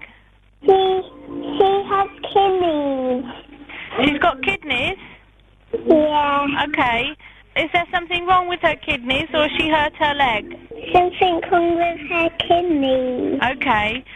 Don't hang up. Are you there on your own? Here is Mummy. Okay. Okay, Nugget. Now I'm going to ask you some questions. Is Mummy there? Can she talk to me? Yeah. Yeah, can I talk to Mummy? Mummy, wake up. Wake up. Wake up. Oh, God, the bit where he says, wake up, is just heartbreaking, isn't it? Well, that was Maddox Shearer. We can talk to Maddox's mum now. Holly, morning, Holly. Good morning. Your son's pretty special, isn't he? He's great, and he's so proud. Oh, it's incredible. By the way, you have to rename him Nuggets now. I know, yeah. You've got to. It's a cracking name. I think he should be called Nugget. What do you remember of what happened? Not a great deal, to be honest. Like, I woke up in the morning feeling really ill. I called my nan to come and help me, and in the meantime, I must have passed out because I was ill. So you've got an ongoing problem with your kidneys, haven't you? I do, yeah. So you're on the floor, you fainted, and then Maddox, do you remember him waking you up during that phone call? I only remember waking up when the ambulance crew was at my door. Wow, because there is a bit in it where he's going, Mum, wake up, and you managed to answer a couple of questions. It is heartbreaking, but he's wonderful. He's 4 years old. When did you teach him about 999? From the age of 2 onwards, he knew what to do, and he's never had to use it before. But luckily, like, when the time come, obviously, he stayed calm and he knew exactly what to do. From the age of 2? Yeah, he's always been so clever. My lad's 3, and yesterday I had to run out into the street and stop him doing a wee in the streets. I don't trust him with 999. You've got a 2-year-old daughter, Mia. Yeah. Let's be honest, what was she doing? Come on. She let the side down a bit, didn't she? Oh, bless her. She was watching TV. Maddox put the TV on for her. Oh, he is fantastic. He really is very special. You must be so proud of him. I am, like, immensely proud. Yeah. And you don't remember anything that happened? You just remember the ambulance guys turning up and taking over? Yeah. When was it explained to you, Holly, exactly what had happened and just how amazing Maddox had been? When I come home from hospital over a week later, I received an email and they explained to me what had happened. I just find it absolutely incredible, and the call is just the most heartbreaking thing. He's amazing. What kind of things does Maddox like doing? What's he like as a boy? He's very, very intelligent. He likes to run around and he loves anything with wheels, like playing cars and that. They do. They love the cars. You can't stop them with the cars. And what's your advice to other parents about teaching youngsters 999 and the address as well? He knew the address. What advice would you give to other parents? To try and teach them, at least that way, if something happens, even if it's not like because of an illness, like accidents can happen at home any time of day, and if your child knows what to do, they'll remain calm and they'll get you help. But mainly they'll stay calm, they won't be panicked or stressed. That's the thing, is keeping them calm. Is Maddox there now? He's still in bed. He's in bed? Yes. Is he asleep? I think so, yeah. Oh, man, listen, Holly, you and I have got to have a coffee. How on earth are you keeping a 4-year-old asleep at 8:30 in the morning? He was up till late last night playing with the new toy that he got off his ambulance crew yesterday. My boy gets up at 5. Can we swap for a week? Oh, normally he gets up at 5. Oh, OK, right, well, fair enough. And how are you feeling now, Holly? Is everything kind of improving? It's not bad, but we'll have to see what they say on Thursday. OK, well, listen, I wish you the best of luck. You got 2 amazing kids there, so well done. You're doing something right. Well done, Holly. Thank you. Thank you very much indeed. That was Holly there, who is Maddox's mum. Got to call him Nugget from now on, though. He's a nugget. He'll always be a nugget to me. Imagine that a 4-year-old boy is still asleep at 8:30 in the morning. I can only dream of such a thing. 08459 455 555 in the last 30 minutes of the show. Customer service. Are you a good complainer when it comes to things like customer service and Dunstable? On this show, we've heard it called Dumpstable, Deadstable. Is it a bit harsh? I think what we're going to do at some point, maybe this week, we're going to send JD out to Dunstable with the lady we were speaking to a bit earlier on who helps promote Dunstable, and we'll see if she can sell it to him. Across beds, hearts and bucks. This is Iain Lee. BBC Three Counties Radio.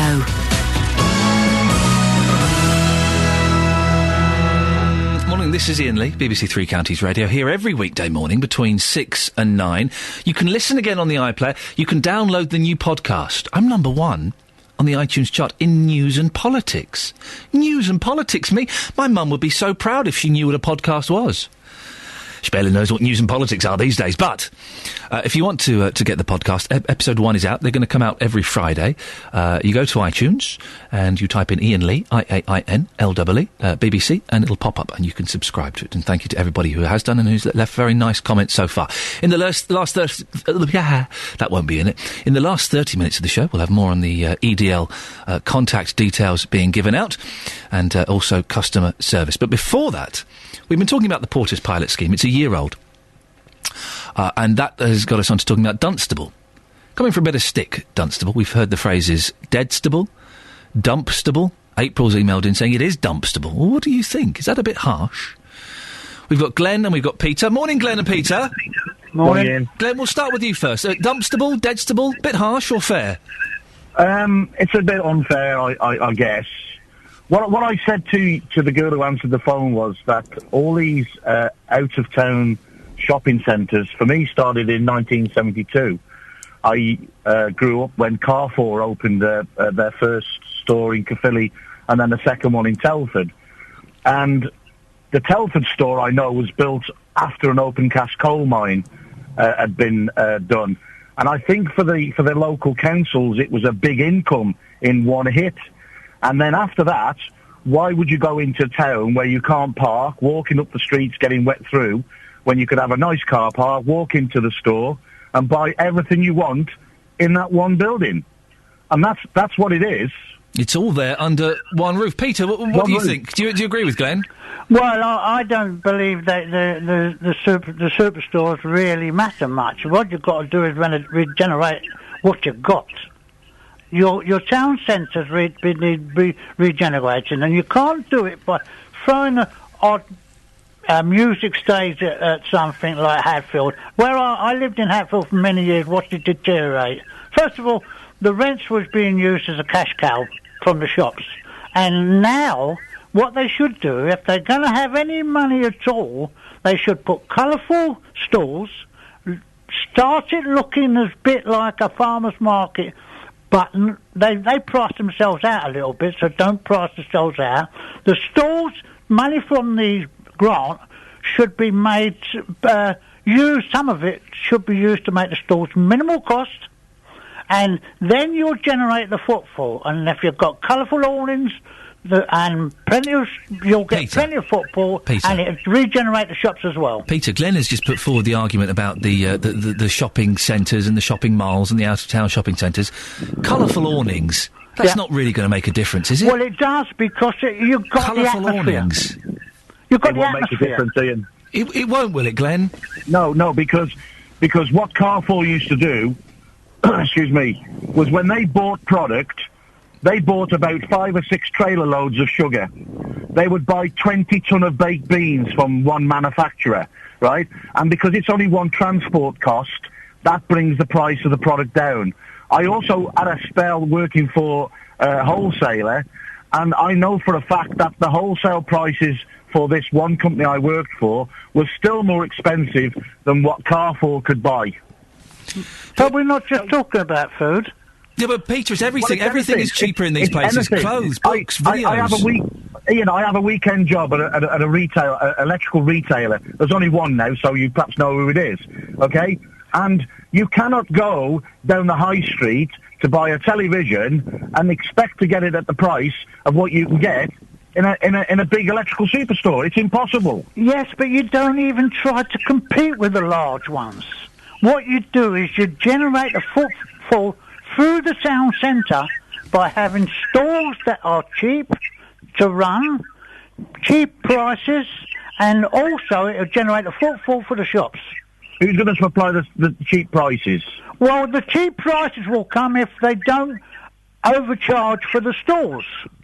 Okay. Peter, listen, we have to end it there. I don't think a market stall is ever going to compete with a huge shopping centre or an out-of-town centre, or the internet. But thank you, Peter, and thank you, Glenn. Robert's texted in. He says, lots of businesses have come and gone over the years in Bedford. I remember the Bedfordshire Times of March 11th, 1966, which looked at 800 years of Bedford's charter. It said something like, many a time have our columns reflected discontent with the town of Bedford, deploring what is wrong with it and urging this and that should be done. That was 47 years ago. That's life. 08459 455 555. Speaking of life, a list of what appears to be the contact details of dozens of members of the Luton-based English Defence League has appeared online. It's been posted by people who say they're part of the computer hacking network known as Anonymous. Well, Susanna Mendonça has more. Names and addresses of more than 200 men and women from all over the country are on the list. The post from a group calling itself Anonymous UK also includes the mobile telephone numbers of people it claims to be senior members of the English Defence League. It says the EDL should have expected this and warns it to expect more. The publication follows an audio message from Anonymous UK to the EDL yesterday that accused the far-right group of taking advantage of moments of fear and terror to spread hatred and animosity. Well, Kevin Warham is an IT security consultant, joins me now. Good morning, Kevin. Good morning. What do we know about this group Anonymous? Well, they're not a new group. They've pretty much been going since late 2000s. And what do they do? Are these the same people that attacked the FBI and various other organisations? Part of the same group, yeah. So they're just like an online activist. So people that used to just stand outside buildings and demonstrate. They're doing it online now. They do it at home. And who are they? Are they kids? Are they 20-somethings? They can range from kids to pretty much pensioners even. So it could be anybody that's got a grudge. It's a bit worrying about how good they are at hacking, isn't it? Is anything safe from them? I think systems are pretty much inherently weak, so it's not hard for some people to access information. And because users are almost the weak link in security, they'll actually, someone sends them a link saying, look at this file, or look at this document or picture, they'll click on it. And that's where the problems come in. What kind of repercussions could the details of the EDL being posted online have? I can't comment on that area, but from a security point of view, obviously it's personal information.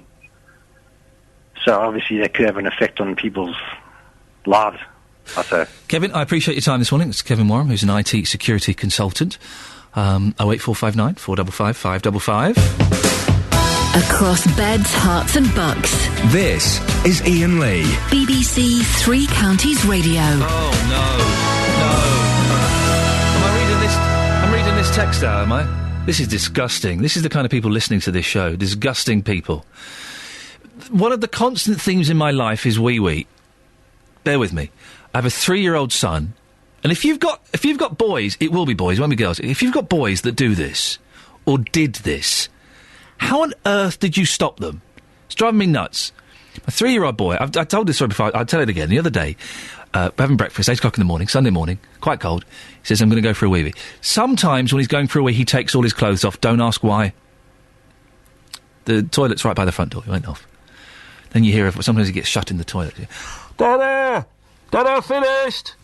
Do you want me to come and get you? Yes, please! So I went into the toilet. He's not in there. Where are you? I'm here. Come and get me. I can't see you. Where are you? I'm outside. Open the front door. He stood there, completely naked, 8 o'clock, Sunday morning, having a wee in a bush. So this is his thing, he's weeing outside. Last night, we were watching Mr. Maker. I'm going to go for a wee, Dada. OK, pause it. OK, paused it. And I watched where he was going, and he didn't go to the toilet, he ran outside. And I was out. I said, oi, right, you, get in, now. And we had a big standoff outside. Anyway, this led to Dennis in Dunstable calling in saying his neighbour used to catch his daughter's wee-wee and put it on the plants. It helped the plants. I think wee is poisonous for plants. I think it's bad for them. Well, Sue in Welland Garden City has texted in. She's really raised the stakes or lowered the standard. It depends on where your mind is at. This is what the show has turned into. My mum used to suffer badly with chilblains on her toes. She used to save her grandson's wee in a pot to soak her feet in. Believe it or not, it worked. Just read that again. My mum used to suffer with chilblains. She used to save her grandson's wee in a pot to soak her feet in. That is bang out of order. I would get social services involved. And at what point, too, did your mum think, oh, my feet are killing me? I wonder if little Johnny's wee will help. Could you, next time he has a wee, put it in a bowl. I'm going to soak my feet in it. I don't know why. I just think it might have an effect on me. Absolutely disgusting. Beryl's in Hitchin. Morning, Beryl. Hello. What do you think about that disgusting story? No, mine isn't. Mine's a nice one. Okay, it doesn't involve you soaking any about parts the of your... shop. Okay, good, Yes. good, thank you. If you want to know No wee-wees a involved. successful town, come to Hitchin. I went down on Saturday morning. It was a really nice experience. There's a market. There was a farmer's market as well. The high street was full of people. What were they, apart from the market, Beryl, what was Hitchin doing right that perhaps other places could learn from? Well, they've got... I know people say they're a nuisance, but they've got about 8 or 9 charity shops, and people love going around those. But the market, of course, is quite an attraction.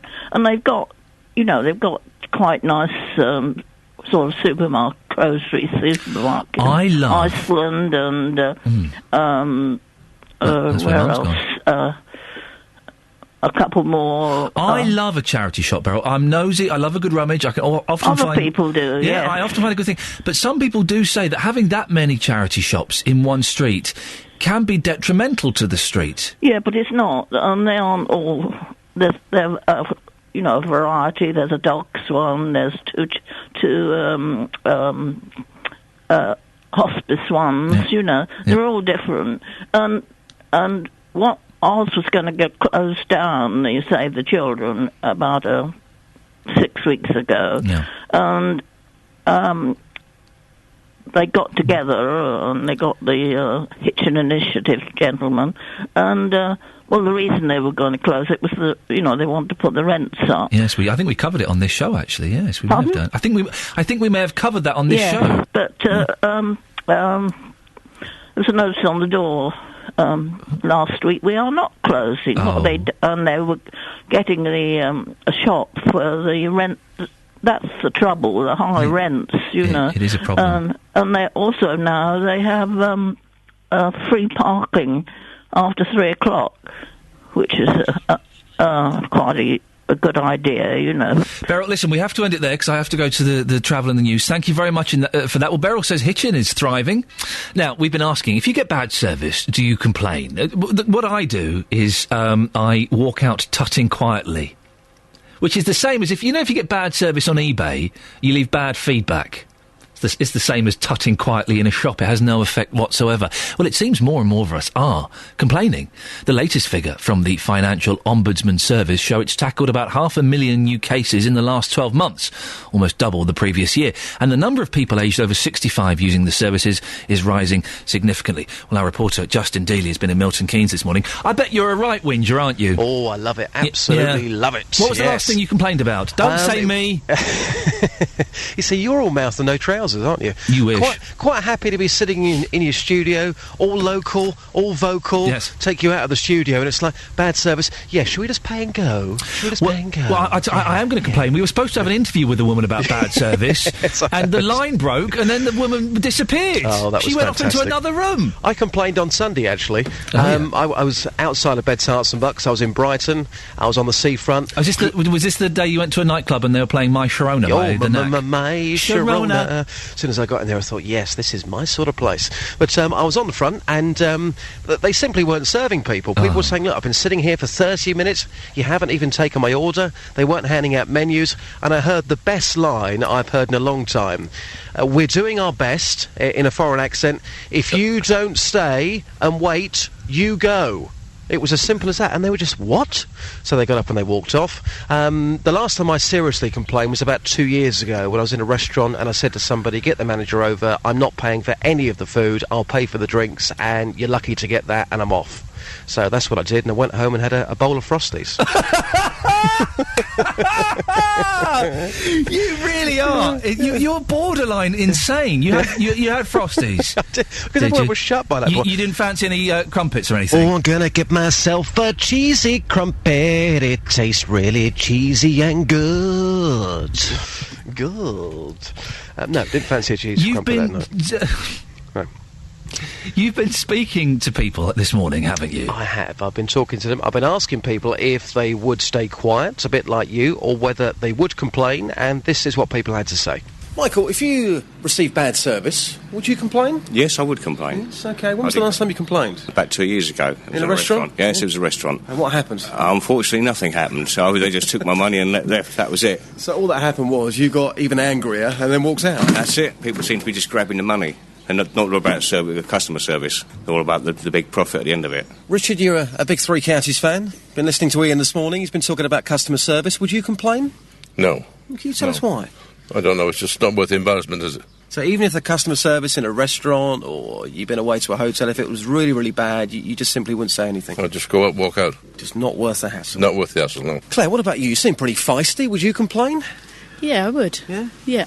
And when you have complained, have you ever got anything back for doing so? Yeah, you get some sort of discount on your meal or something like that. But I think you've got every right to complain when you're paying for something. Does it happen quite often? Not very often. But when you do it, it's worth doing it, because at the end of the day, you're earning your money. Now, madam, if you were in a restaurant, for argument's sake, and you received bad customer service, would you stand up for yourself and your rights? Would you do that? Yes, I would. Yeah? When was the last time you did it? It was about 6 months ago when I fell over in a supermarket and hurt my knee badly. And after writing a letter of complaint, they looked into it and I ended up with some money. Can I ask how much? It was £200. OK, so it pays to complain then? It does indeed. Oh, I'm going to go falling over in supermarkets. The last time I complained properly and saw it through was years ago. It was in Camden, in the cinema in Camden. I was watching Paranormal Activity. Oh, yeah, there's something to complain about. What a terrible film that was. What a terrible film. Yeah. Oh, the door moved. Yeah. That's the end.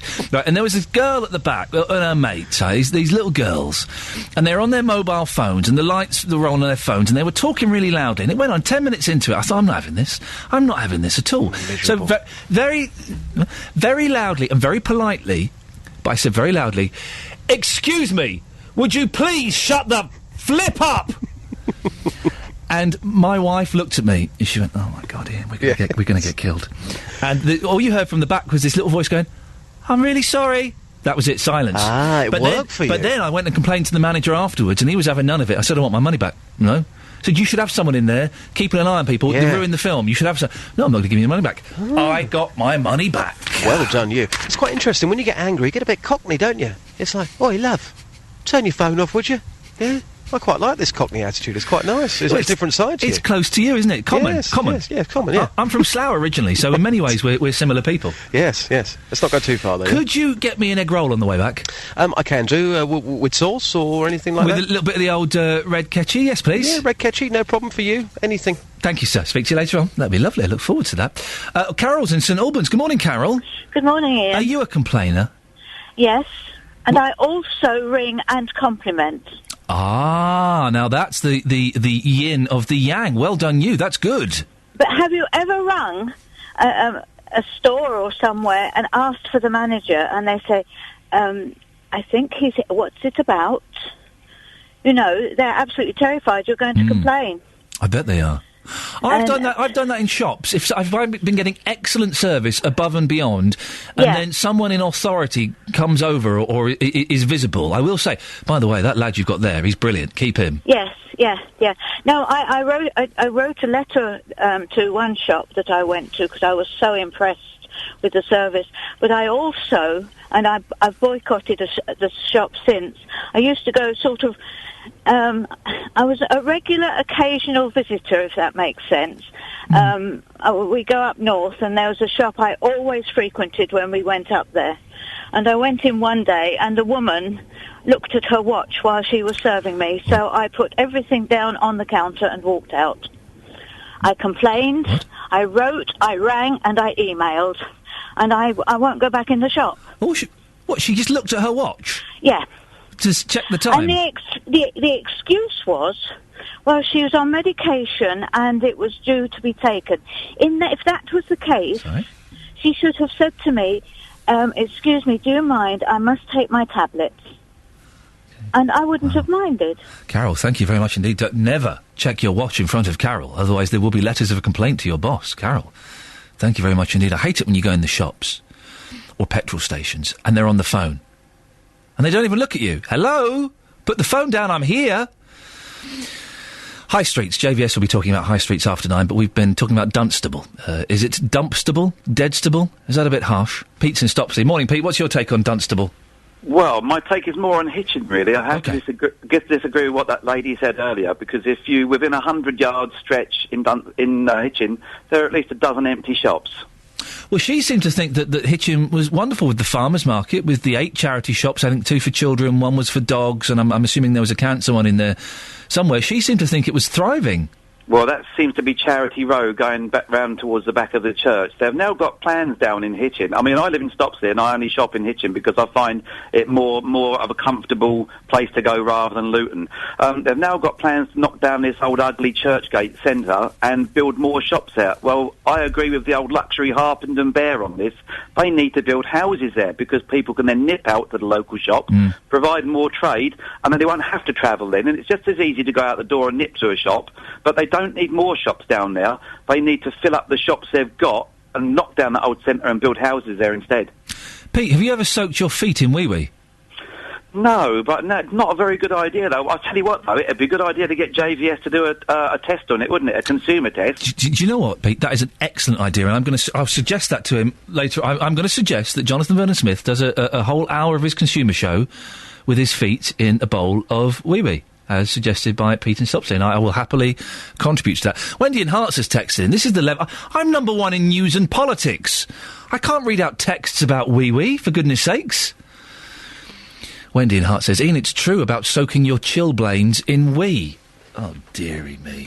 Right, that's it. I'm back tomorrow. Don't forget, you can download the podcast from iTunes. Search for Iain Lee and BBC.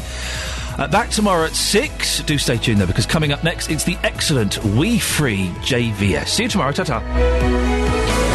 On FM, AM, online and digital radio. This is BBC Three Counties Radio. What an introduction. Good morning. Welcome to the JVS show.